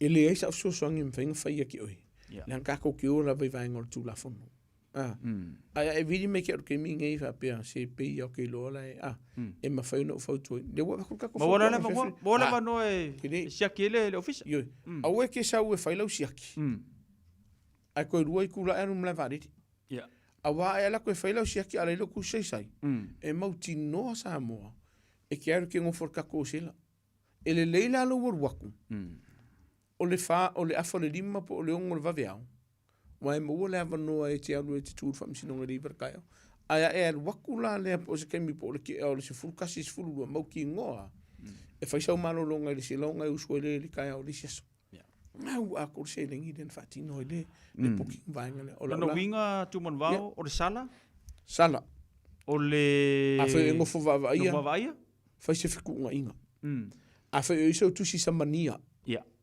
fa se si fitu na inga o le vainga le a fa o yeso ku si sai po o yefo so ma salonga o ele alu i se famsinonga o longa winga o la welo ku se sai alu sa ili vainga ia o le sida vainga tau a fai o le ise ve ese inga po ua ke amal ki ngau kamaki po le tina fo i o le whanau alu si aki po o ise vainga e whaat e tapu i le whanau mai leo ese aku mangi usila a wa a fai o ise vainga le famsinonga e kapu enga ese kamaki fafau e ke waku i o e koe whafo i mai e makamaki e mauti noa e mese la voru ngali wo o i whamsino ngā la tō mata upu o i ele vaenga fo lele ta o le custody o i ele vaenga ia e vai o ki ngā kamiki mo le vai aso mai le aso ngafua i le aso tofi po las falele o i le aonga ku o le aonga las falele la ku kamapiki mai po tina fo i weekend koe ama iai faisero fu fetu na inga martina ia po tamafu i o le whana o e vai eru o lo ia ka kala i le vaenga le pe a fai ufi o i ka whaum tamiti a fa fea ia i la kouio kura fo inga whana ua tumulvo le la vea ia sa vea mseu mau me la le langa kokiti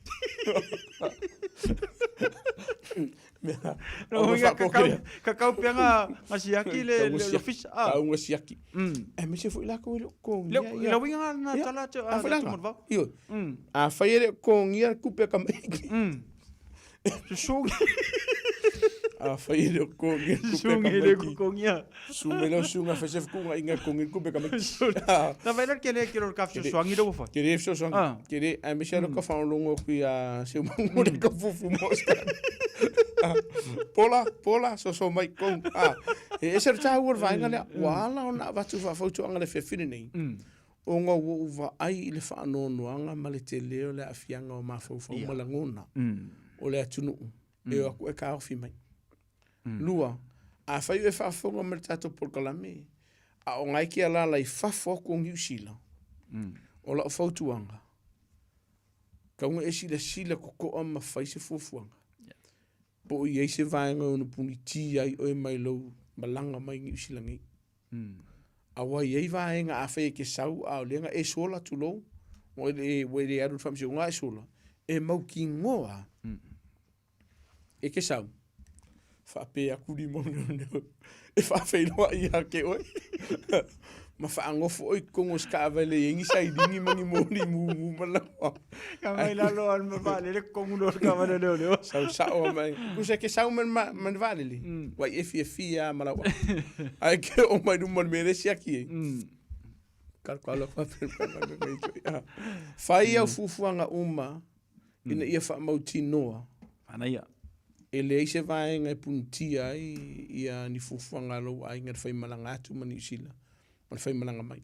Fai ke sila fia o le eise famsino nga lo loma. Ai pa u kongo e ke mia ke alu e ke avungani. E ke fai malo longa ai. Si yaki mua i le lo ia mal famsino nga pe ma fai na e malanga ese. Anga i koe fo ima iela ila. Si yaki pe ma fai ona tolo lo famsino nga po o se case fo lo iai. Pe a fai o se vaenga pito si lun tau. E ser tau o le vaenga le Samoa. Sau se taimi o muni mai ele i o orke meo kisimas e koe aruaku fo le whamanga. Wa le upo moni. O le ua o tele ainga o le ua tā pena i a tātou tu whaatasinga ka ko reunions. O se whai ngā malanga ua levonga ka penga i le ainga. Ai e ke le i o le vaenga e whaalea ngā ina i lau whai ngā malanga. Ma la, ia ma vevesi e a inga. Manino? A fai mangingo. Pe a fai lea o e whatamala. Yeah. E iei nisi, ia, o le upumoni a Samoa, e iei nisi o tātou utinu. Ua whaasana fai malanga e se atu mani usina. Ono nisi o vaenga o se tia i lato. E me se lava i lako karwharika. O le ke sa i whafo o e sau lau palo. Po le utatala mai oe a kakaunga e li poki i le ofisa. I asfale le e ke lele avanoa e ono le mawhai ai.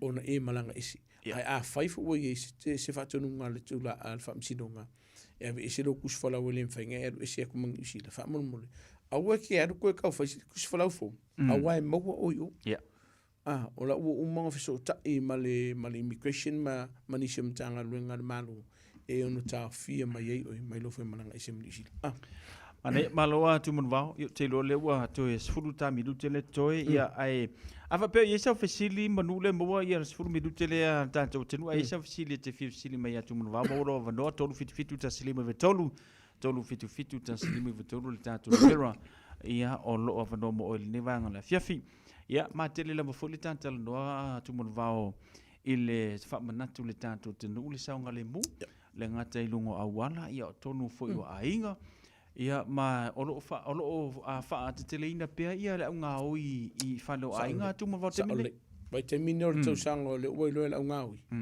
o le a faisi kele o ainga o le a teleni o lo tau tai tunu la to la mo ta me se fa kongo ka vali o la ule ba ia fautuanga I tatu ainga fa mon mole ba ai se no fuanga sa nga le mu e loka le ia o lo nei o fu ka ko I fo ku mai lu mo fa mala mai lo me kwa oi ia o le sile vaenga o tutou no tatu ta vale wa ka unga se o loia se pe an ka we te lo tatu por kalami ele popole le ngoi po ye se kere fongi ko un pele ai pa wa me le ki kilo ngoi o le akor kere fongi le lungo pus kere fongi o le ato le computer le lungo pus fo ye laptop pa wa fa kwa lo mun mulia po ye se vaenga pele pe an ka kala kulo wole ai ya arus su elis ka vale polis fali ai akakala ku ye walaki I la tula ngona lona winga fai ka ko ngai yo inga ine fa mauti no ai ele ku pul vainga le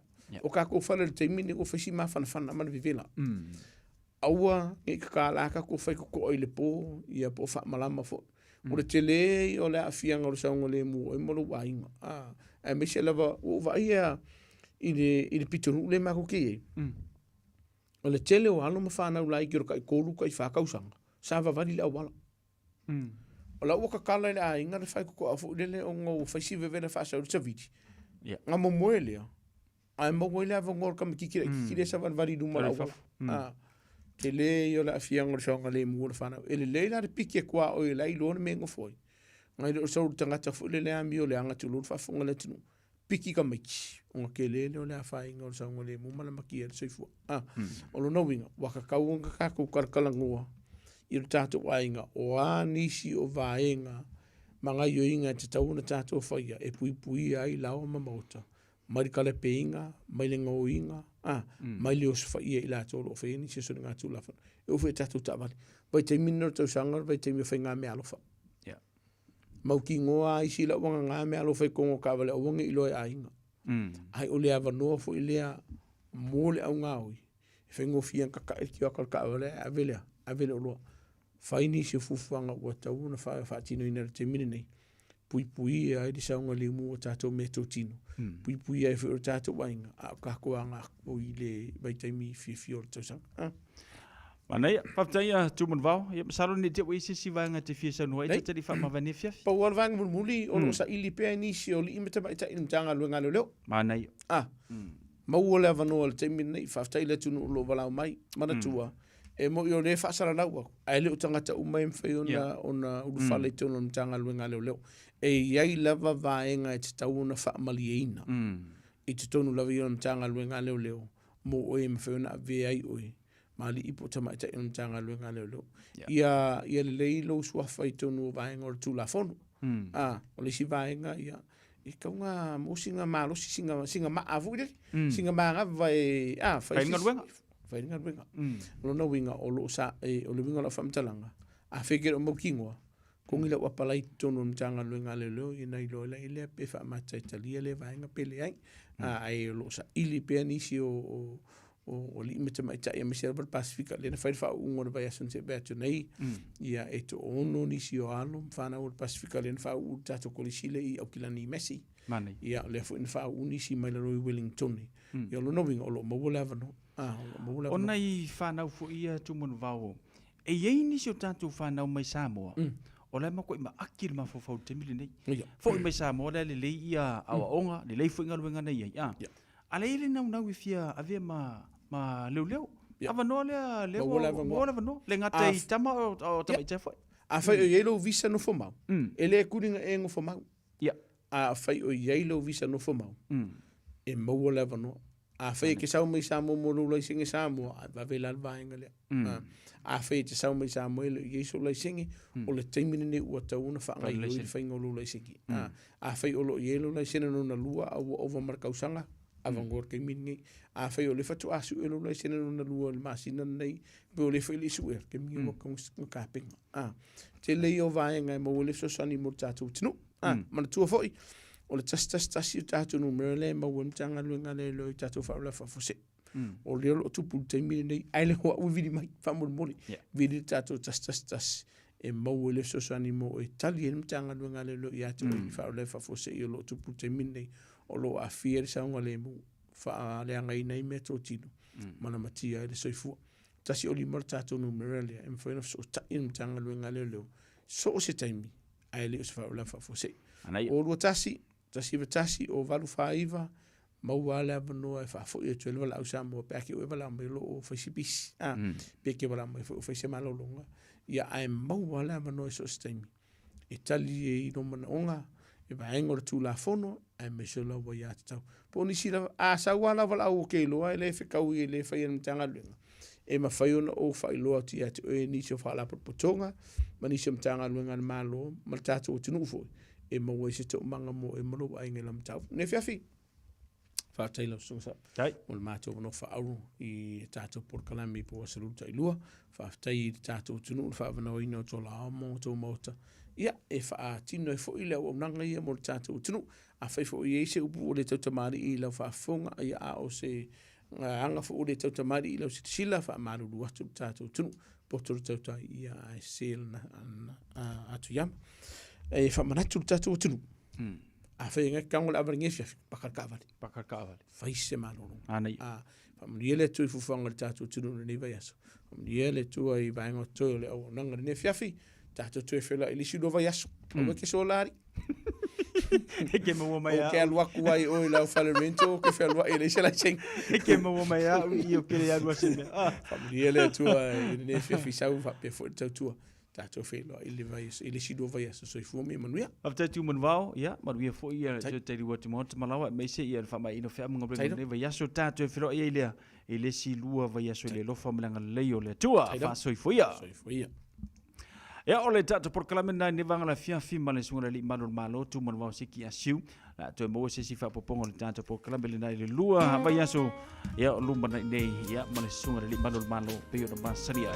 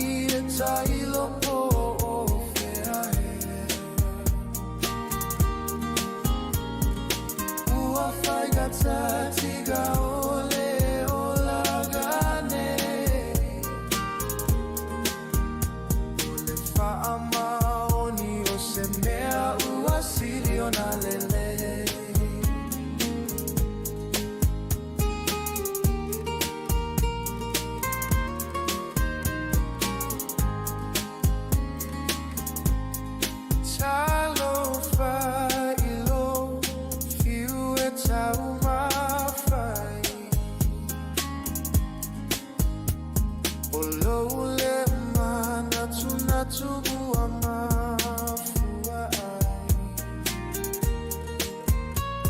Le sua mali e o le lalo lagi ua mao ai E tele mawhai ona e tō te are se ai Aua e te atata mai Suga po maua e Le lumana I e tailo po o fea e Ua whai ka tati ka ole o langane Ole wha maoni o se mea ua sili o na lele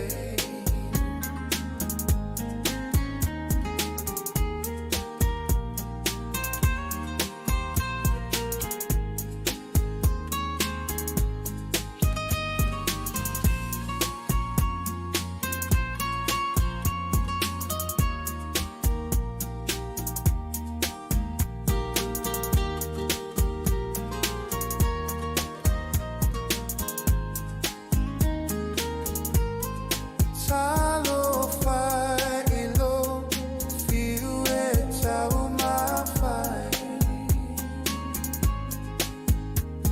Olo le manatu natu ua mafua ai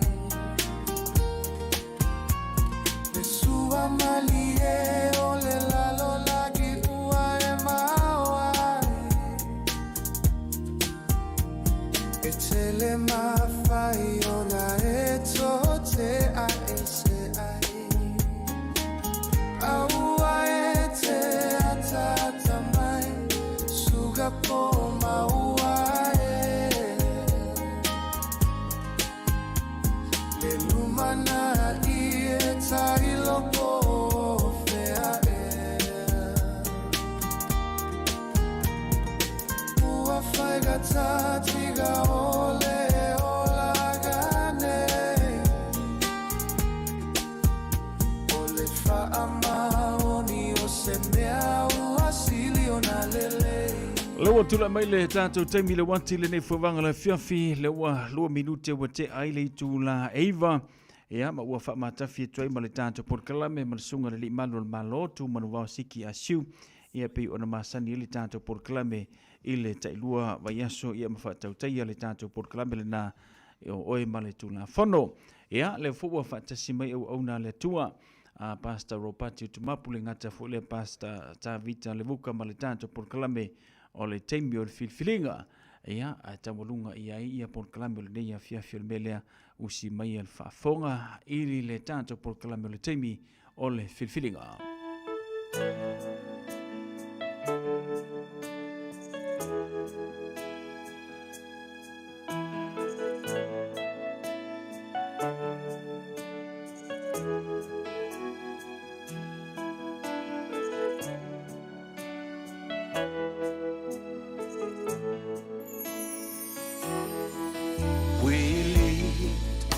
Our nation unto you, Lord, let your glory fill this land.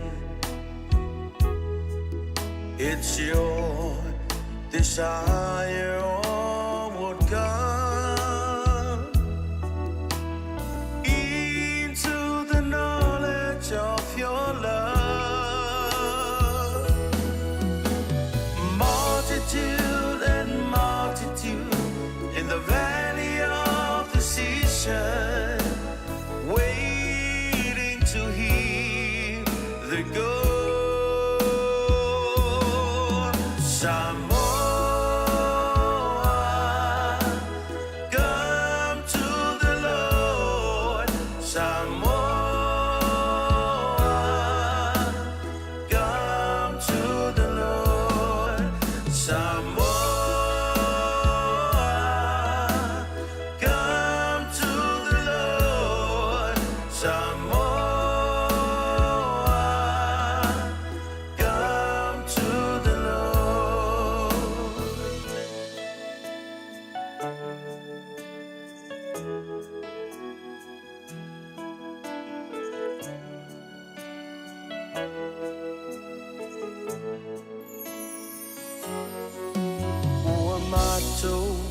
Si atu le nei atu nu Yesu ia tumu ilo mamalu Olo finangalo ia o mayuma Ile mala malama olo alofa Eto atele ilato Ile vano fili filinga Fatali Le vala Samoa Sawia Yesu Samoa Sawia Yesu Samoa Sawia Yesu Samoa Sawia Yesu Samoa Sawia Yesu Samoa Sawia Yesu Samoa Sawia Yesu Samoa Sawia Yesu Ia, vi ia le atua le nei vaenga o le afiafi. Amen. Fai foi on tātou o mai. Ia, ili toi por kalame o le nei po o le teimi o le filifilinga. O le a tātou a mata i se te tāno. I ova le atua lo mātou tama. Mātou iai le nei taimi. Sa tu ina atu i ate oe le whātau nuina o le nei por kalama. Mātou vi ia oe le atua ma whaane ne e ina lau suafa. Whapale ina oe le vi inga. Au e te tau lava i a te oe. Le atua e te tau i ai le vi inga. E te tau i ai le whaane tanga o le whamanu. I le pa ia o lau lava suafa. Whawhitai le nei aso ma le o mai le nei taimi o le pō. Whaataunuina le nei whaamoe moe ma le pol kalame. Praise God. O le lufi lufi ina ma le lulu ina o lau upu. A wa o lau upu e ma whai ei o na tausi le tangata lilo i totonu. Maua le malosi, whaale anganga, e whape nā le mātou. Au nanga whawhitai, i le awa noa ua maua. Whawhitai le nei pō mātango fie wa e saunia. Whawhitai le upu. A wā mātou te talitonu le atua. I lau lava upu o le upu o le ola. Whamaua lalo i uluma ta mai le nei vaenga o le fiafi. E ala lava ia Yesu ke riso whamole mole. Whamangalo i mātou.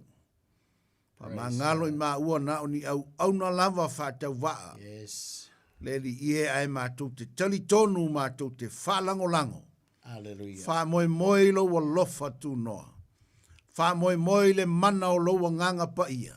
Praise the Lord. E fe soa soa ni mai le nei po. A mata e oe, whai u foi leli ie mea umai le pole nei. I le vi inga o la ua fio. Whatau waa le tangata au auna lea o ngā. A o la mātou te talo lo lo mai lo langi. Ma whamanuia. Whamanuia e o le a mawhai. O na whafonga mai ma mai moina le nei pol kalame. Ia iai lo wanga le leile atua whauu la upu. Whauu i mā ua oni au auna le atua. E whai mā la waa maipu. O lau lava fe au ma lau tala le lei. I ia lau swafa whamanuia le nei ia fiafi. Lau au auna foi o tiute whamanuia sa moa le atunu u. E sui lau lava swafa. Ua mātou wole matatalo atuai.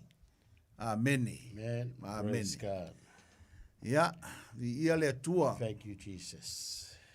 Ya, te i tātou foi o mawhai o na maua le nei pol kalama. Malulu atu foi.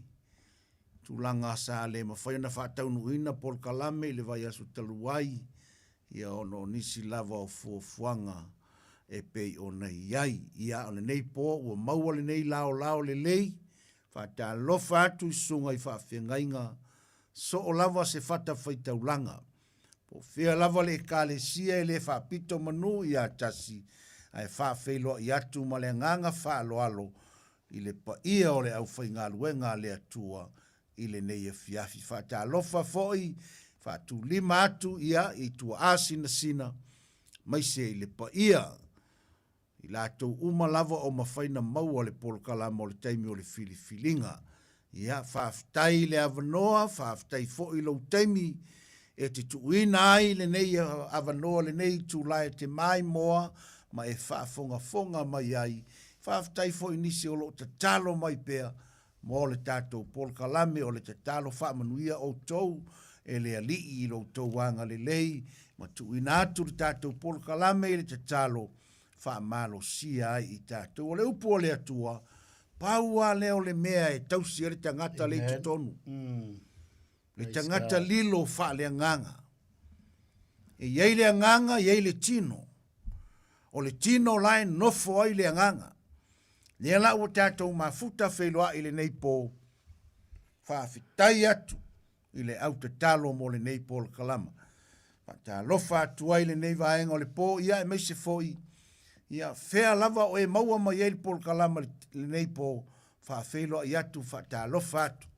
Mai se foi le au missionare, ia le nei e ka le sia o lo o iai, le taitai, ma le tina, taitai, ia ma susunga i whaife au. O lo o ngālu lue ma, i latou o e wha missionare, o lo o iai Filipaina i le nei vaenga o le vaiaso. Ia, mai se foi nisi o i Hong Kong, whaatalofa atu. I le nei vaenga, ma lo le ono sai, ma lo le whapale, ma lo le tauivi, ma lo tau, ma lo toa. Vi ia le atua, maua lo tauso i fua manuia, ia a whape o ma futa mai tātou Paul Kalame vi ia le ali. Whawheloa i atu le nei vaenga o le pō, whakalofa foi, ia le tiute o, ia i le nei vaenga o le fiafi ma lo le so i fua manuia, i lau sunga i le li whasalalau tātou wheloa i le manu o le atua ma le anga le lei o le atua le neipo. Ia, tātou patia la le alofa o le atua. Ale neipo, ia, la tātou amata tātou Paul Kalame, tu atu lana au auna ia tā vita, ia e amataina le tātou Paul Kalame, tātou tala noa, whaasoa, ina ia tātou maua, se maa losi whaaleanganga, tātou te au nai pēr mō le atua e lau sunga Dave, ia le li. Amen, praise God, ia, whaafitai. Nei fui vaenga le fiafi, le fo mwhaio na tātou tui wheloa i lunga lau penga te whailangi, ia, mo le whauina li Paul Kalame o le taimi o le whiliwhilinga, ia, vi ia le atua nei fiafi o le tātou oro le upo le atua pasta. Bene. La maus tātou tusi whaitau le tusi le Ioane Evangelia, a lona mata upo iwa. Iwa le mata upo le tusia Ioane Evangelia. Fai tau fai mua se whangata mat fai poe fitu. Ole autu ole palakarafo le nei tusia lo tātou fai tauina le fiafi. Ole whaapupule ina o mata ole tawaso. Amen. Fai mua se whangata mat fai poe fitu. O maliwane o ia. Ua sila fia le tangata o tawaso. Talu ina whanau mai. Ona fesili mai lea o ona soo ia te ia, ua whapea mai. Rapi e, po ai ia na sala. Po ia nei, po ona mātua. Ina ua whanau mai o ia o tawaso. Ua tali atu Yesu, e le ia ngasala le nei. Po ona mātua, ai peitai. Ina ia whaalia ai o ngā ruenga ale atua ia te ia. E ta tau ona o whaia ngā ruenga a le wa awina mai au, manu o au, e o i le pō, e le mawhaia se tasi ona ngā lue ai, manu o i ai i le lalolangi, o au o le malama o le lalolangi, ua whetalai atu nei upu, ona feanu ifo lea o ia ile ele ona faia lea o le palapala i le feanunga ua nini mata o le tauaso i le palapala ona faapea atu lea o ia ia te ia aluia i nā mulumulu i le taelenga i se loa o lona winga pe a whaamatala ina o le awina o na alu ea o ia ua mulu ua toe foi mai ua wa ai Whamuria le atua e ala le whaitawina o la nā fionga pa ia mai atu mau le atua nona veinga nei ma se ia o i le whaavavau amene pasta malo soifua malo lava manga ia le a foi le whaiupu le fitu ka makakua ia o ka wha soro le koe vai le pe se mafu kengi ni mafu anga tā ua mo tātou nei po o le manga ia o le taunu unga le kaungu ia le kawaso e ui inga kawaso a le ukako malama ngei po nga va ai Amen. Lo winga e winga kawaso o mo ingi wa e le ilo kawaso se me kalunga fanga mo pe kala le altusi mai wo sina fia Yesu le tawaso kalu mai inga fanga mai e uia la inga kawaso kalu inga fanga mai ale manga ole foi ole tala le nepo le ka ko maua le unga na o yelta waso ngai wa inga vai lo winga ngai wa inga pula ma wa ilo tawaso le makanga o fiole o le lo langi man me pe nga yai wal ke lo iska pe o tatou fa pe po la wa ai ia ngai te la ngona e ka ilo fo ka ko la ngonga pe mo fo la ngonga ka waso la fo fia ai fo ka waso ia amen la fo fia pula lo winga e o la e polonga ka waso longa o langa atoa ba lai fia ngau fia ai ka ko me lai fai wa ke fia fai ku lai fai mai ya wa ke kilo ku ya lai yo lai ngo fo mai ya lai le ka ke fia fa ka ko ka waso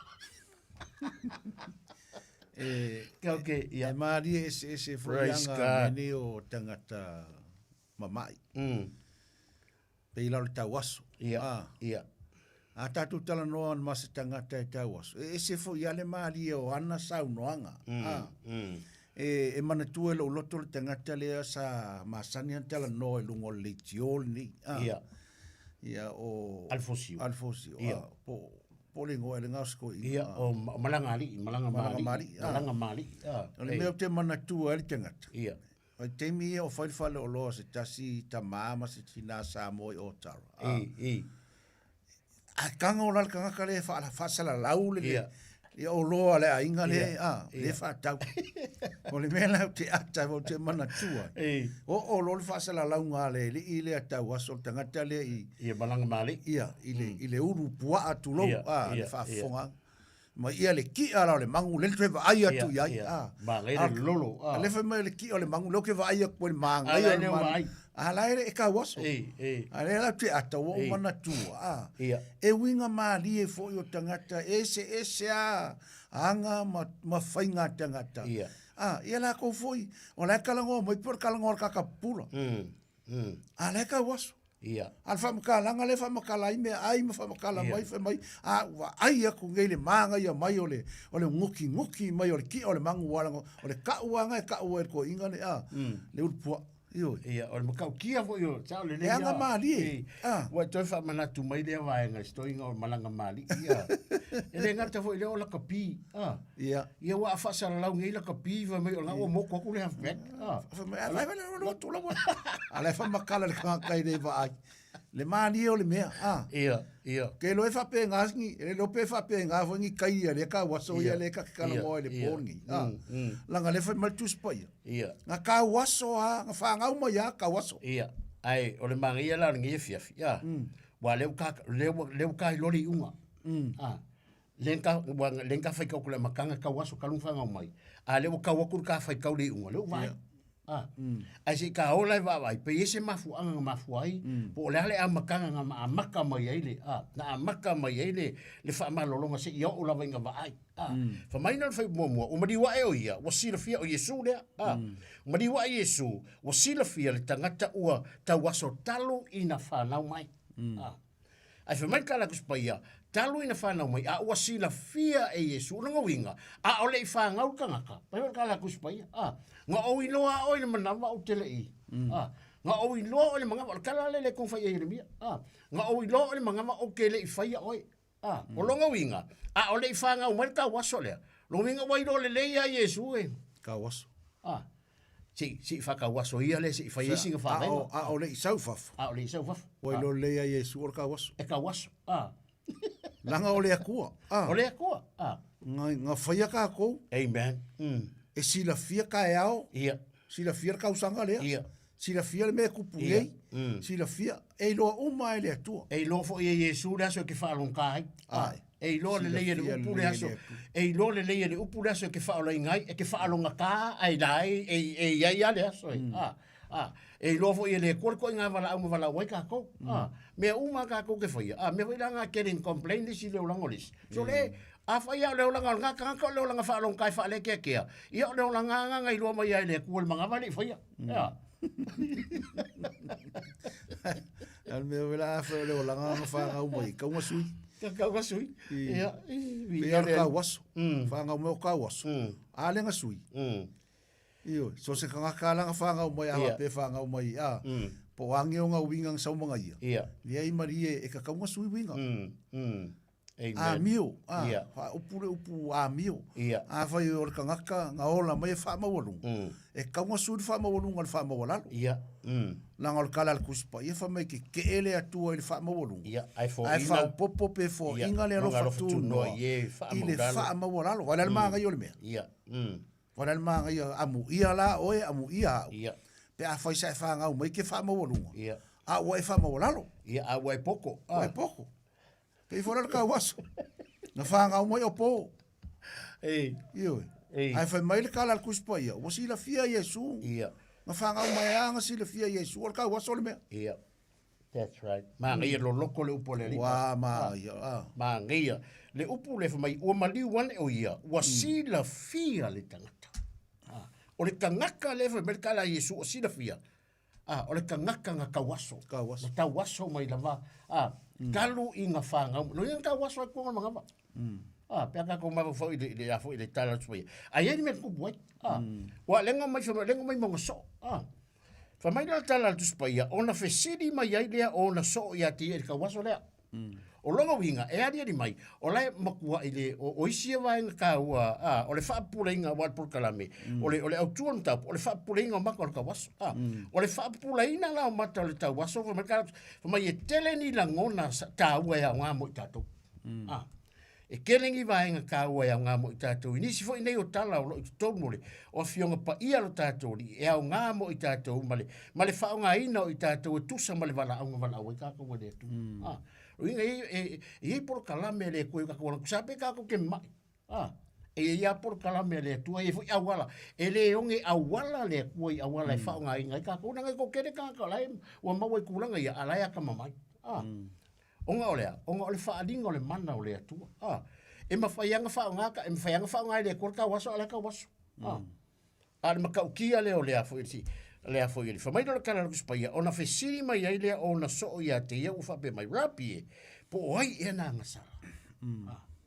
O le whesiri a so o Yesu ngei po Samoa. O le whesiri foi le. O le haka ako ke whesiri ai. Mai lunga lea. O le ka aua o le kalame nei po. Aua nei po mo o lau sirisila.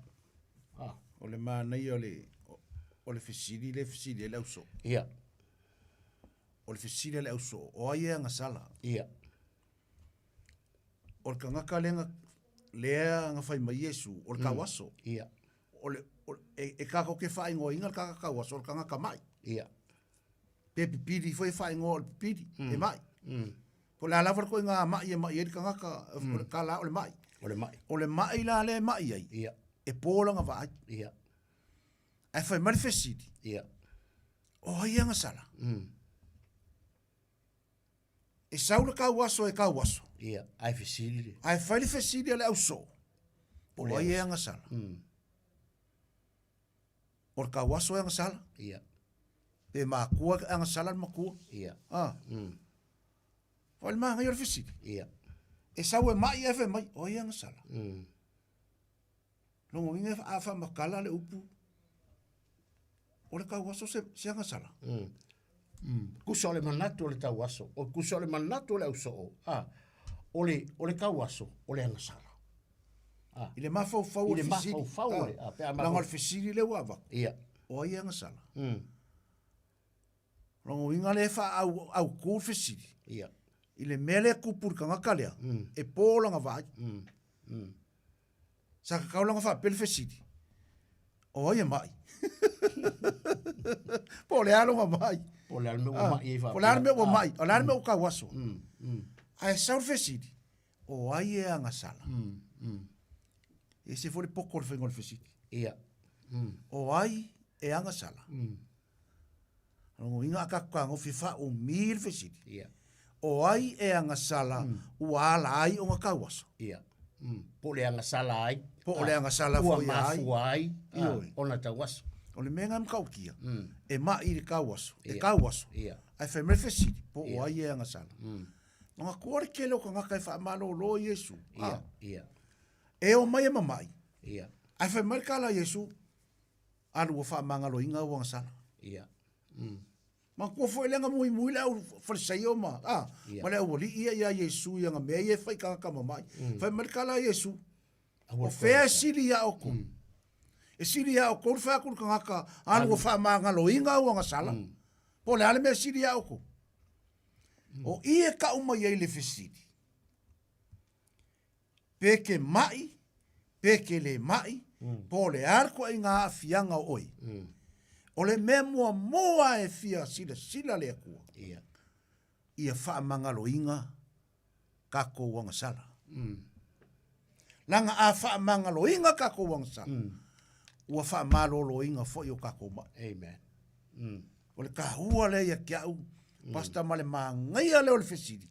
O ai e anga sala. Ia. A le saulu ka ngaka e pōranga vai. Rongo inga pe fōringa e ka uma ia kākou. O le anga sala le kawaso.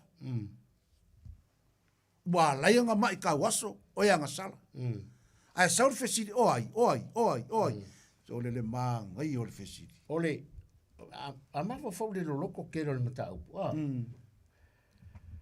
Kusa e atangia mai I pe a whaalonga ku le fesiri ale so. O lai lo le lei ale so o le meka o le anga sala. O la fo I malama le leile so ile mene ka o le kawaso. Hoi pe ama fo wala ofisiri sa o le kawaso. O le anga sala. O ai anga sala. O ai anga sala. Longo winga o le mafu anga o la fesiri so o la mafu fo le so o ile mafu anga kawaso o tawaso ai kalung fanga mai o le anga sala. Longo winga o le mafu kawaso anga sala a tawaso ngaka. O longo winga o le mafu mai le. Mafu mai le anga sala. Ai vai foi la ia isi. Le foi le. Ti ka fa longo la po la se kali mai Yesu. Wala ngole ka ko le wa o le fesiri le. Ka ko fa longo foi ngai po le fesiri o le fesiri le o le ka ko fesiri foi le ka ko ke fia mala mai. Po le akong wala se kali Yesu de. Ile vaenga le. Wa ta o tele o ie fa ma wala ngole upu le o la ia kali. Pa fo ile le upu en fainga nga madia yu ka ko loko ile kali. O le kali le upu. Wa le ofisiri o le anga sala e ai. Le le tangata po ona matua. Ai fa mai le ai peitai o ile watali atu Yesu fa betolu.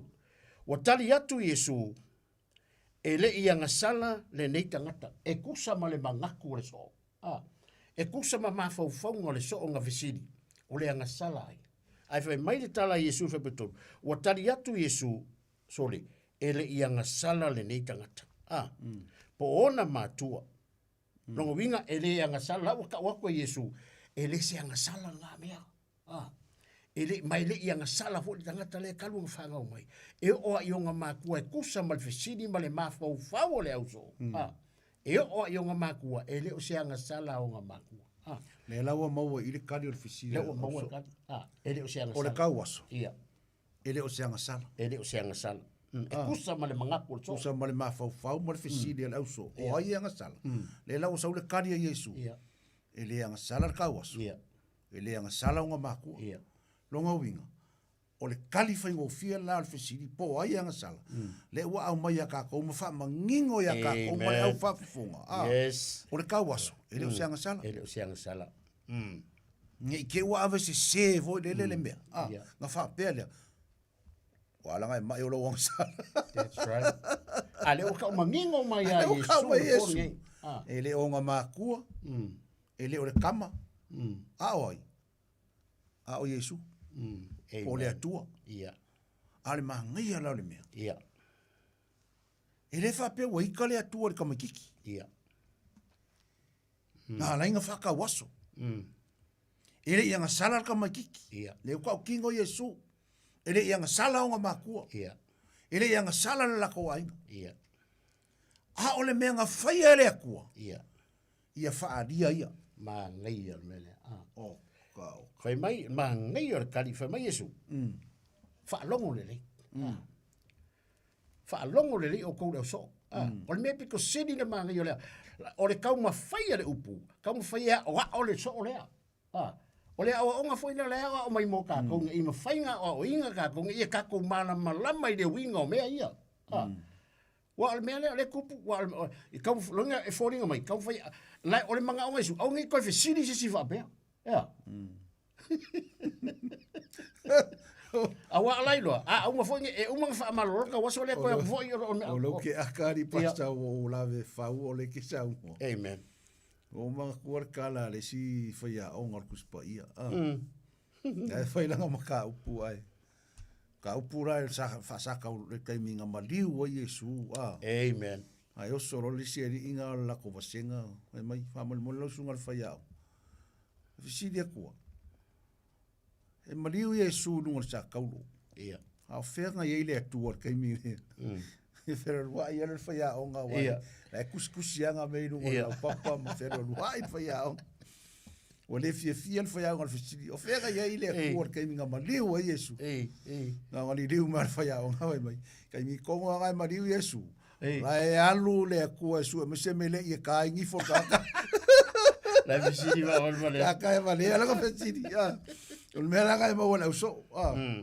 o le ngofo a fisili po ia nga sal na ke ya o ka wa ngi fisili ile ri ma pe folinga wala ko play minga ka waso ka kiki ma fa pe no inga nga sala le ai amen wa isi me ya kako si so ia kako ke kusi lima that's right ta le ia o le kupu ma le me le ai fa mai le ma fai langa le ainga ya nga sala langa le ainga ya langa le ainga ya se so le au soe ma le au fa fonga au kako ke ku ia se le anga si ka that's right au kako ke kusi o kako lima aya kako fa mawala laloa i le atua. That's right. Yes. Ese le alofo i. Ia. Fai mai ele o ia. Amen. Ele o ngā makua. Sole. Oh, kau kasi a kua ngā ki lei. Fa sao mai e Yesu le kale kungunga o so. Ia. Fa sao mai e Yesu le mea leka oko i loko le so. Langa a kako whalongo o le so. Lo unga ka kaunga so o le so ia Yesu. No winga foringa mai ere ka kaunga koe kalangofa apele so se kanga kalawa avea ma so se tangata fo yo falongo longo mai ngi po afa yo ngau fa longo longo longo e kali komo le fa malolonga awangi ka ko koe manga ku ngaku fa pea awangi ka ko koe ma fa fa pe kemi ka ko kiru when you saw the problems ele ka kaunga ko koe ma fa pea ole afuale bol kero ka ko ke ba ai do le media o le mea mua ka ko kusi le lima. Aua foinge ia vea lowi loa le upo le atua. Ia. Ia. E fai mau au wala. E ke wha amasingo-singo. E ke wha amasingo-singo i ka ngaka. That's right. Aua nge ia vea le loa le upo. Ma va venga o ko kupu no soifua. Mangi mea ua fai. Ia. E a vea ma mea pe e kusi e lo ka kourima. Ia. I le lau kele o ka ngaka. Ia. Ia ka ko wha mawala laloa. Ia. Pe kupu se vavenga, pe le kupu se vavenga, ka ko wha mawala laloa. O le merenga whai a Yesu i. Nga whaalia ai longa mamalu. Ia. Whaalia ai longa ke le oi o le atua. Nga whai a ka kou. O le sire mem kau ki ali pasta. Ia. A kalangoi si ka ngaka ma wa peia o la kou o le akua. Yes. Ka kounga o ngi ka ngaka lava. Ia. Nao ni au na whaatau waa e o ia ka ua. Ia. Lo ka ua whaakau waa e lungo le ngei polo kala. Yes. vai ma whakauwa. Ai whawhetai le lofo le tu. Ia. Whao ngai ta uala na upu. Wa ngao se whesosoangi aku ia oe o e whafonga mai, o e mai moa mai. O le whamangaku o le polkalame, o le taime o le filifilinga. Yes. Nga whai e le atua le mea le ka mai kiki. Nga ia whaalia o ia o le atua matauti. Ma ngai le kali le a Yesu. Ua tali atu Yesu, kali mangingo ale nga kali e Yesu. E le o sea nga sala, mai lea nga sala le kanga kalea. Ia. Amen. E o i o nga makua, longo winga e o i whanga uma le unga li, le po ai pe kofi ni whanga. E lea nga sala uma kanga kai o le ainga lea. O e nga whanga ngau mai makua i ka mamar ki ngal ka waso lea. E le ai masise yesi nga sala. Manguia le ainga. Manguia le ainga. O le foi mai Yesu e le nga sala nga makua le nga sala komiki. Ale ko i foi nga so. Mai alma fofo ka mai a Yesu ngala ko mai. Se le au loku le a Yesu. Ai. Se ese mo ka ki o le foi au loku. Se furu lo le au loku. O se ole ta wale so fisi o ka mai. Ole ta wale ole tu mo ta tu basta. Wa ka nga ka ko ma ku fa le nga. Ia. I foi fai tete ia ta to.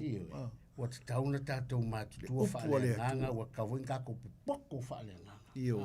Amen. Pe ona e ta ua fo i lau sau noanga. Awangi a vea fo i lau poko ma lau si la fia kuspa ia.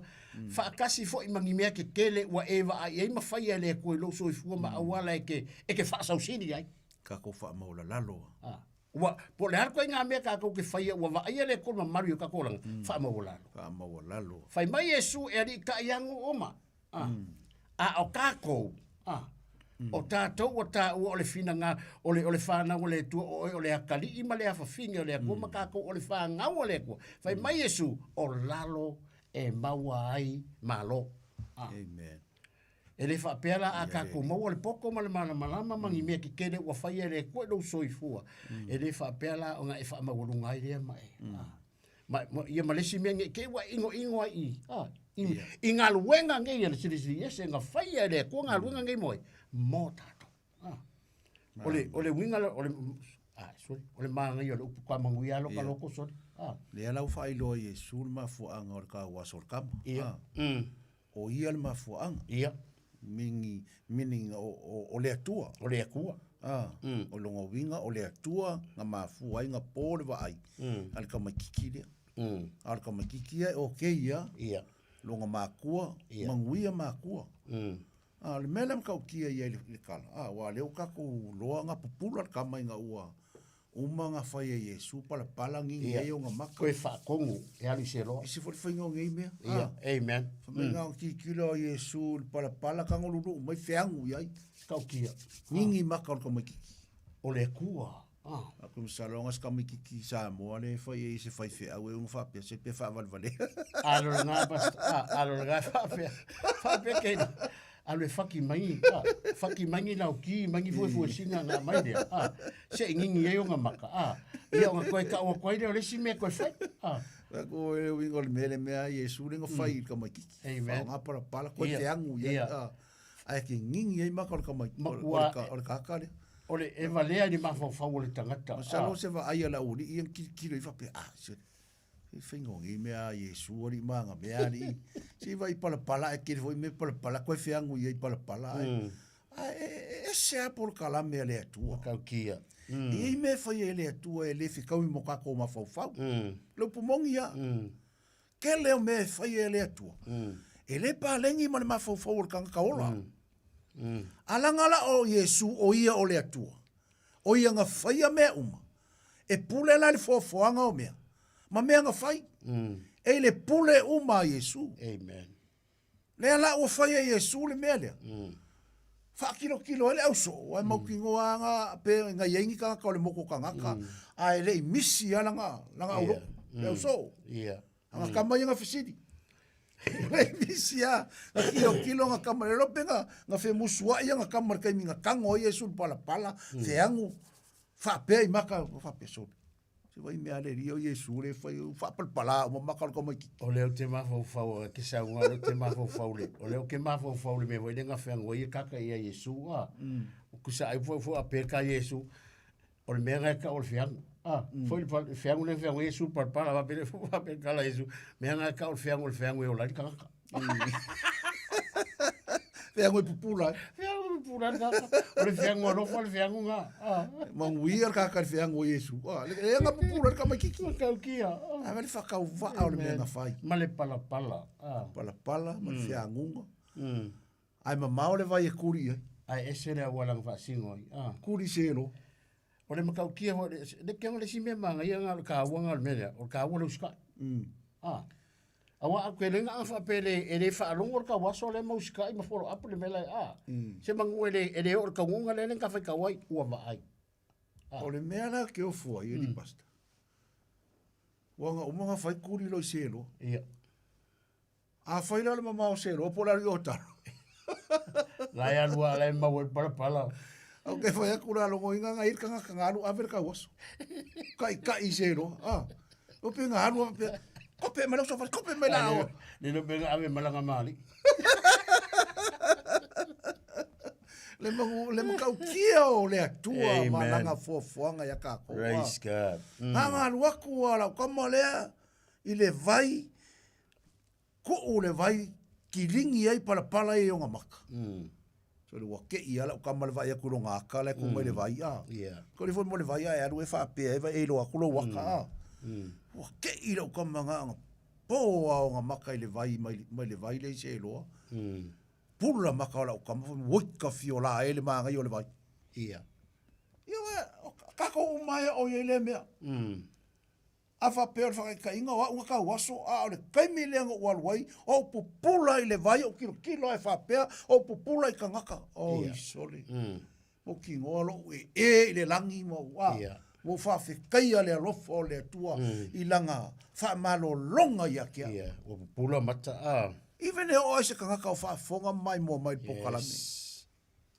ai kopu ya o se me fa pe fa malo lo inga so mai po so ngase e makua o ko kongu ia ki oe amen le langonga lo walofa i le atua aisia i o ima whainga whaianga i mea nga o le atua nga o le atua e ma whainga whaia i oe hawe o le winga whaile o le upuse loa o le awinga o le awinga o le awina amen por kalame le atua e palengi ai ai kai mi pengo o whaia e iei kai mi anga por kalame. Ai ku mai a kako, pile pa lengi o kako mafau wacha, langa e papa ua kako. E maua lalo alo kako levo. E maua lunga, le ki ofa i mai e, o ala o le kangaka e I le kai kukusa mahala, fai mai o ala o le akua e maua lulunga o ala. Yes. Maua lulunga o ala. Ele ki o fika kalo ka ko inga malo makua yaso le atua o le atua mau lunga ioi kumu le langi ma le lalo langi lo sisi ese le maga yo ngaka kalo ko inga yaso ai ka kalo o le upu o le ka kalo ko inga malo makua onga o le upu ka ke fie fa longo e ange yaso tole e la kipe a koe ka kalo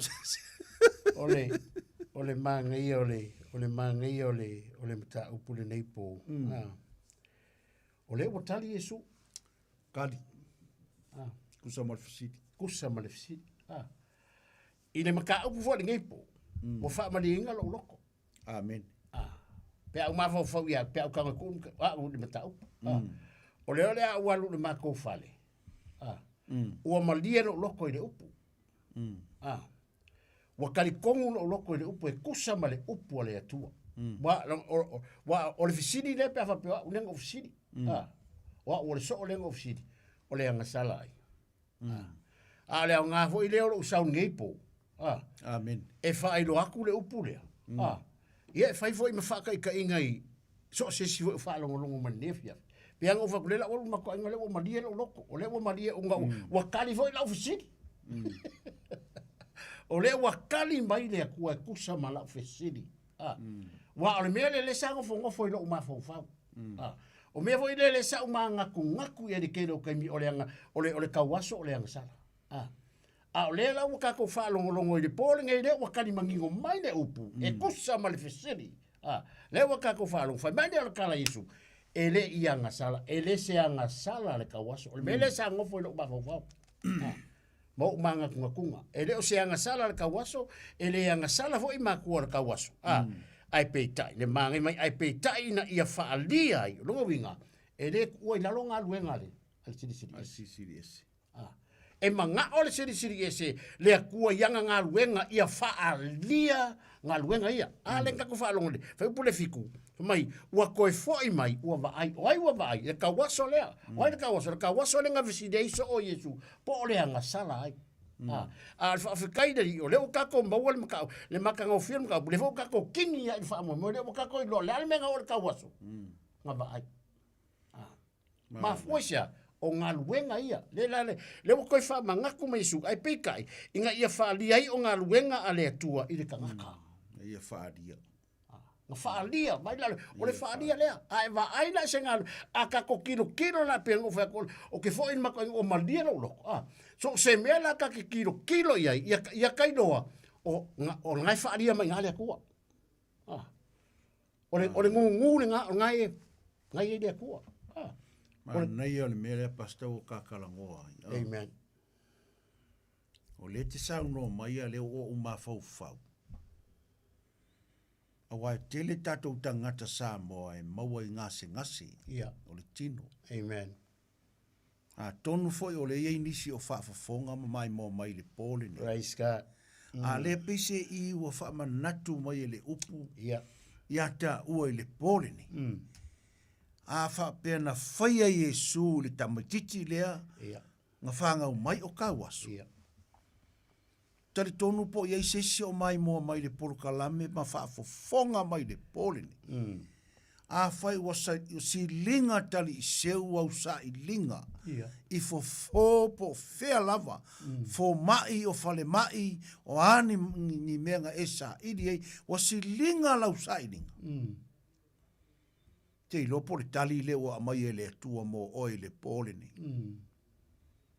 A me tātou te le ka ngofi lai e claim le upu lea le atua. Amen.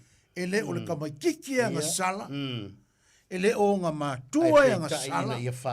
A inga ia whaalia. Ngā luenga mana le atua. Sa moa. Praise God.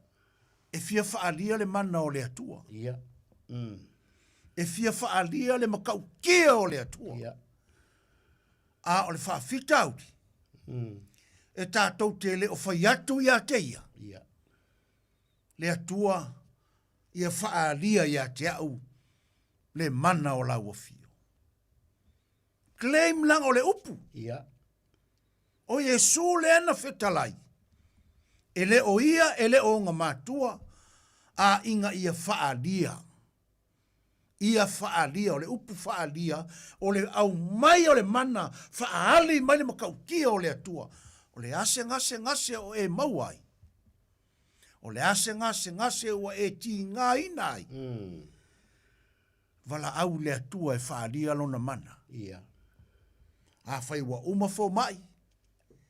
Wa uma nisi tonga fitinga o sa ilinga wa fiu e whai. O le mea lava etasi. A me le whai lo i le atua. Pele o au ea e pei o le kamaikiki lea. Amen. Pele o au ea e kukusa ma le kama lea.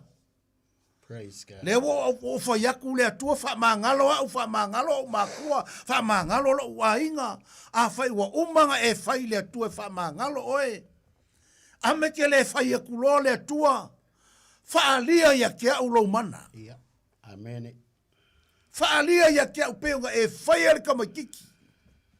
Le whakau waa o le palapala ma le wheanunga. Nga e whaia i maka o le kamaikiki. Nga alu le kamaikiki. Ma alu i le vai se loa. Ma ngengi ma fufulu ai o nga maka. Se ia vaai. Amen. Se ia vaai. Whapea atu sa utala li pole ni. Ole ngā luenga le whatua tua. Amen. Ole ngā luenga le whatua tua. e ke whaia le ngā luenga, ma le whātua tua, ma le talitonu, ma le whālango lango, ma le whāmoe mai le tua. Whai le tua whaalia ia au lo mana. Amen. A whai wa umanga e whai le tua whaamangalo au. O au o tangata anga sala, wa umanga e confess, wa umanga e kaukingo i le tua. A whai wa umanga mea. A ele ia I lava se wawenga. Whakua kua, tali tonu I le tua. Mai whai atu le tua, whaalia la ia au lo mana. Amen. Peonga e whaia le kamaikiki lea inga ia whaalia lo mana. Ia whaalia au ngā luenga. Ia e whaia fo ia kiau. Ia whaalia ia kiau au ngā luenga. Keloa, o ke whaiaku ia kiau ele pōngi, male se lau posene o lou talitonu, ma lou whātua tua e whaia ele atua ia oe. Amen. Praise God. E whaia ele atua ia oe, a whai o e mai moa mai o e mai. Amen. Awa umanga e whako ese I le atua I mea uma. Whaila I le atua e whaalia no na mana ia oe. Praise God. Kari kongu la lau loto. Whātua tua la ia. E whaia e le atua ia oe.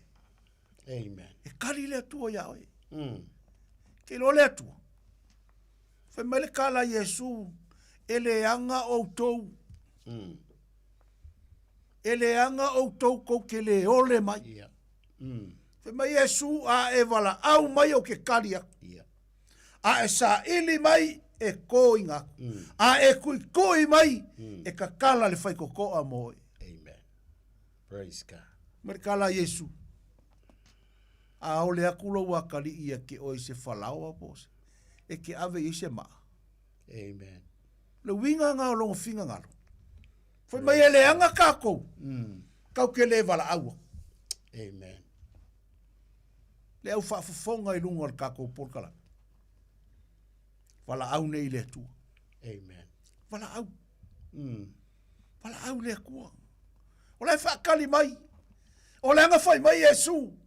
Ele anga o koukou ke le ole mai. Ole. Amen. Praise God. Ole le tua. Wala au. Whamatala Isaia. Iau kou wala au mai mangua o maua. Whaalakalaka mai mangua lea o ke lakalaka. Yes. Mai sa ili. Sa ili mangua maua.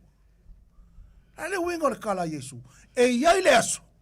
E iai le kaimi. E le koe maua ai. Kusia a mosa. Mei aso e ke le koe whaalongo ai le upu. Ke fiu ke koe fia whaalongolongo I se la unga. Ai ale pōrangi, le avaku le upu o le atua. Whaafafonga ko koe le upu o le atua. Langa o le upu o lo wola. O lo wola. Call Jesus. Amen. Call him. Praise God. Wala au ngei I le ri. E le o kamaikiki. E le o makua. E angasala. Amen. A o le mea ngā whaia e le atua. Ina ia whaalia. Whaalia. O ngā luenga le atua. Ngā luenga ma mana le atua. Pastor. Watu lau sunga. Praise God. Pea na whai atu, Pastor. O manuia lo kaloko le upu ngipo. Amen. Thank you, Jesus. Fo I le ainga o whaamaria inga le fesiri. Fesiri wa lewanga ngofo le mawhau. Mamanga ku ngaku pe ia ingi vaenga o le soifuanga ma le olanga. Ia le utato whaalongo o le otali manino le upu. Le o mafu I o tatou mafu whau ne fiafima. Ma ia tatou langona, sole. E ia ni mafu angana au mai e kako le kua laulanga. Kako ke whaia ngā luenga, inga ia whaalia ngā luenga, o ngā luenga ia whaalia, inga ia mawhainga, whao ngā ai kako. Amen. Mō le vi inga o le atu. Ale tāua leo le mata uporo, ele nei Praise the Lord. Amen. Iwi ai na tau aso le ngā whesiri iaiso o Yesu. Ale manga ia lea kako pa, ia le fo kako I lor ngipo, ngā wa ai ale tau aso. Whaalia ale mana. Whaalia ale mana. Le ale winga o whamatalanga, ale ua wa ai. Le ua pupula le. Amen. O I kako ke loa ma le mautino, sole. E ia le mana o le upu. E ia le mana I le upu. Ne ia fiafi. Ia le a whai tātou te talo. Au te mana fo i le pōle nei e. A whai te mana mia le wha malolonga. Ia. Yes. Whai tātou te talo nei pō. Amen. Talo le wha malolonga mai ia. Anga le lei atu i le atua i le mana onga o lo i lo roto i le nei pō. Ia pe a whai o ngai te whalonga longa mai pōle kalami. Ia alo ia i fo i sou mana onga. Po o maua fo i o i mai o le tino i le nei e fiafi. Ia la whai tātou talo le atua. Fa malo fa ftai e tusa malau upu. E uma na mātou whaia se ngā ruenga mātou te wha pēa tu lava o i mātou waia o au na le au ngā. Tu mau lava lo mātou wha tau wafo i atu i ate oi lovi i ngā. Lau ta talo nei pōle i e oi o whaalongo mai oi o mai i mai o le tino. Mātou whaalongo i lau upu le nei pō. E le se anga sala le tau aso e le anga sala mā kor kawas. Ai pe tai ia whaalia i o ngā luenga mamana a lau a fio i ate oi mā ure pōle nei. Talo i whaamalolonga i nei. Iei no loko kari kongu mātou tari tonu mano mātou whaatua tua i lau mana o lo o iei le whaamalolonga i lau upu i le pōle nei. Lia si o mātou atunu o le ari ia nei e fiafi, talo lo mātuanga le leifo i tō whanga o le nei pō. Lo mātou tua lau ta talo wina i fole angeru e tō lau api masi o lo mātou tua le nei pō i tō whanga, taita i atu iai lo mātou tua le ola o le atunu o le ari ia nei o mātou mātou tua, mai se le loro le atunu o le mana malama o momua. Fo i atu i ate oi o lau lava vi inga i leo no whaaftai o na o lau upu whaaftai a nganga pa ia. Fo i lava le vi inga i atu. E wha mangalo mai o ani o mātou se o lava ni o mātou leanga mani o mātou whale tonu whaaftai i lau whaamalo longa le ari ie isi o mātou atu no o i le nei pōfu. I atu lau vi inga Yesu o na o lau suafa uole me wala autuai. Amene. Amene. Ya, pati. Ia le li. Sa moale atu no pele i o tātou por kalamel na taimi o le filinga whaaftai mo le whaavanoa mai o lau taimi i le tātou por kalame alofa atu whaamanuia le atua i ate oe o lo e turi matai pēa le nei por kalame ia whaamanuia o tau uma e le atua whaaftai te talo tai le tāpua inga mau alo tātou atunu o ia whaamalurua tu foi asua suatu vai malu puenga ia o le ase pati o sala le tauta mali i foi se wha mai se whaamatalanga ia fa mangalo ma ua au na fa tau wa lava a te dalo ia a fa ki le aru se loku ia numero fitu Mason Avenue o Tahuhu ia fa i sauninga i sfulu taiao i le asosa ia alu atu ai tatou mafutai ia e fia mana o fo i le telefoni o lua tasi o lua fitu lua fa lima lua amen o lua tasi, o lua fitu lua fa lima lua. Amen. Te vala au atuai, ia e fia tala no foi fa soa, ia, e le se ato atua ia te au o te lei lo se mea, ai o te fa moe moe, e so soa ni mai le atua, e manuia, ia, lo fa atu tu atu le aura le atua, watu fo ila na dress le me fa ili lotu, fa manuia atu le nei po. Ia, vi e su nei fiafi, ia o tātou numero e tres o kako wharsai, le usu ia kako wharsai. Ongo se furu mareiva i Rosebank Road, Avondale.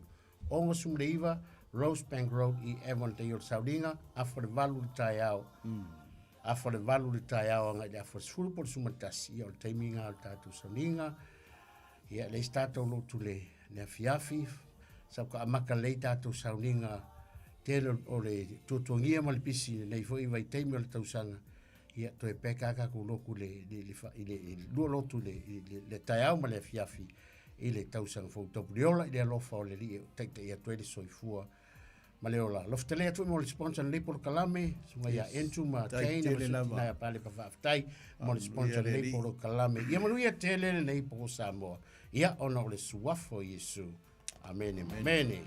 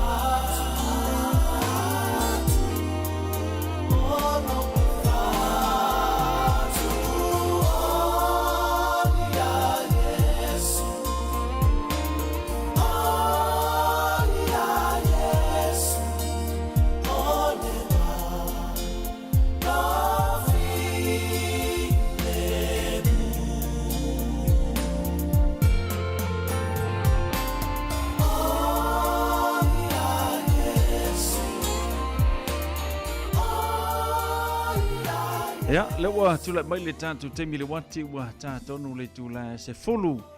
Ia, ma o le tawalunga ile nā o le tautua ana au na whawhiangainga mo le tātou porkalame me se o le tawalunga o le tātou porkalame le nei fiafipi o nei ile teimi o le filfilinga.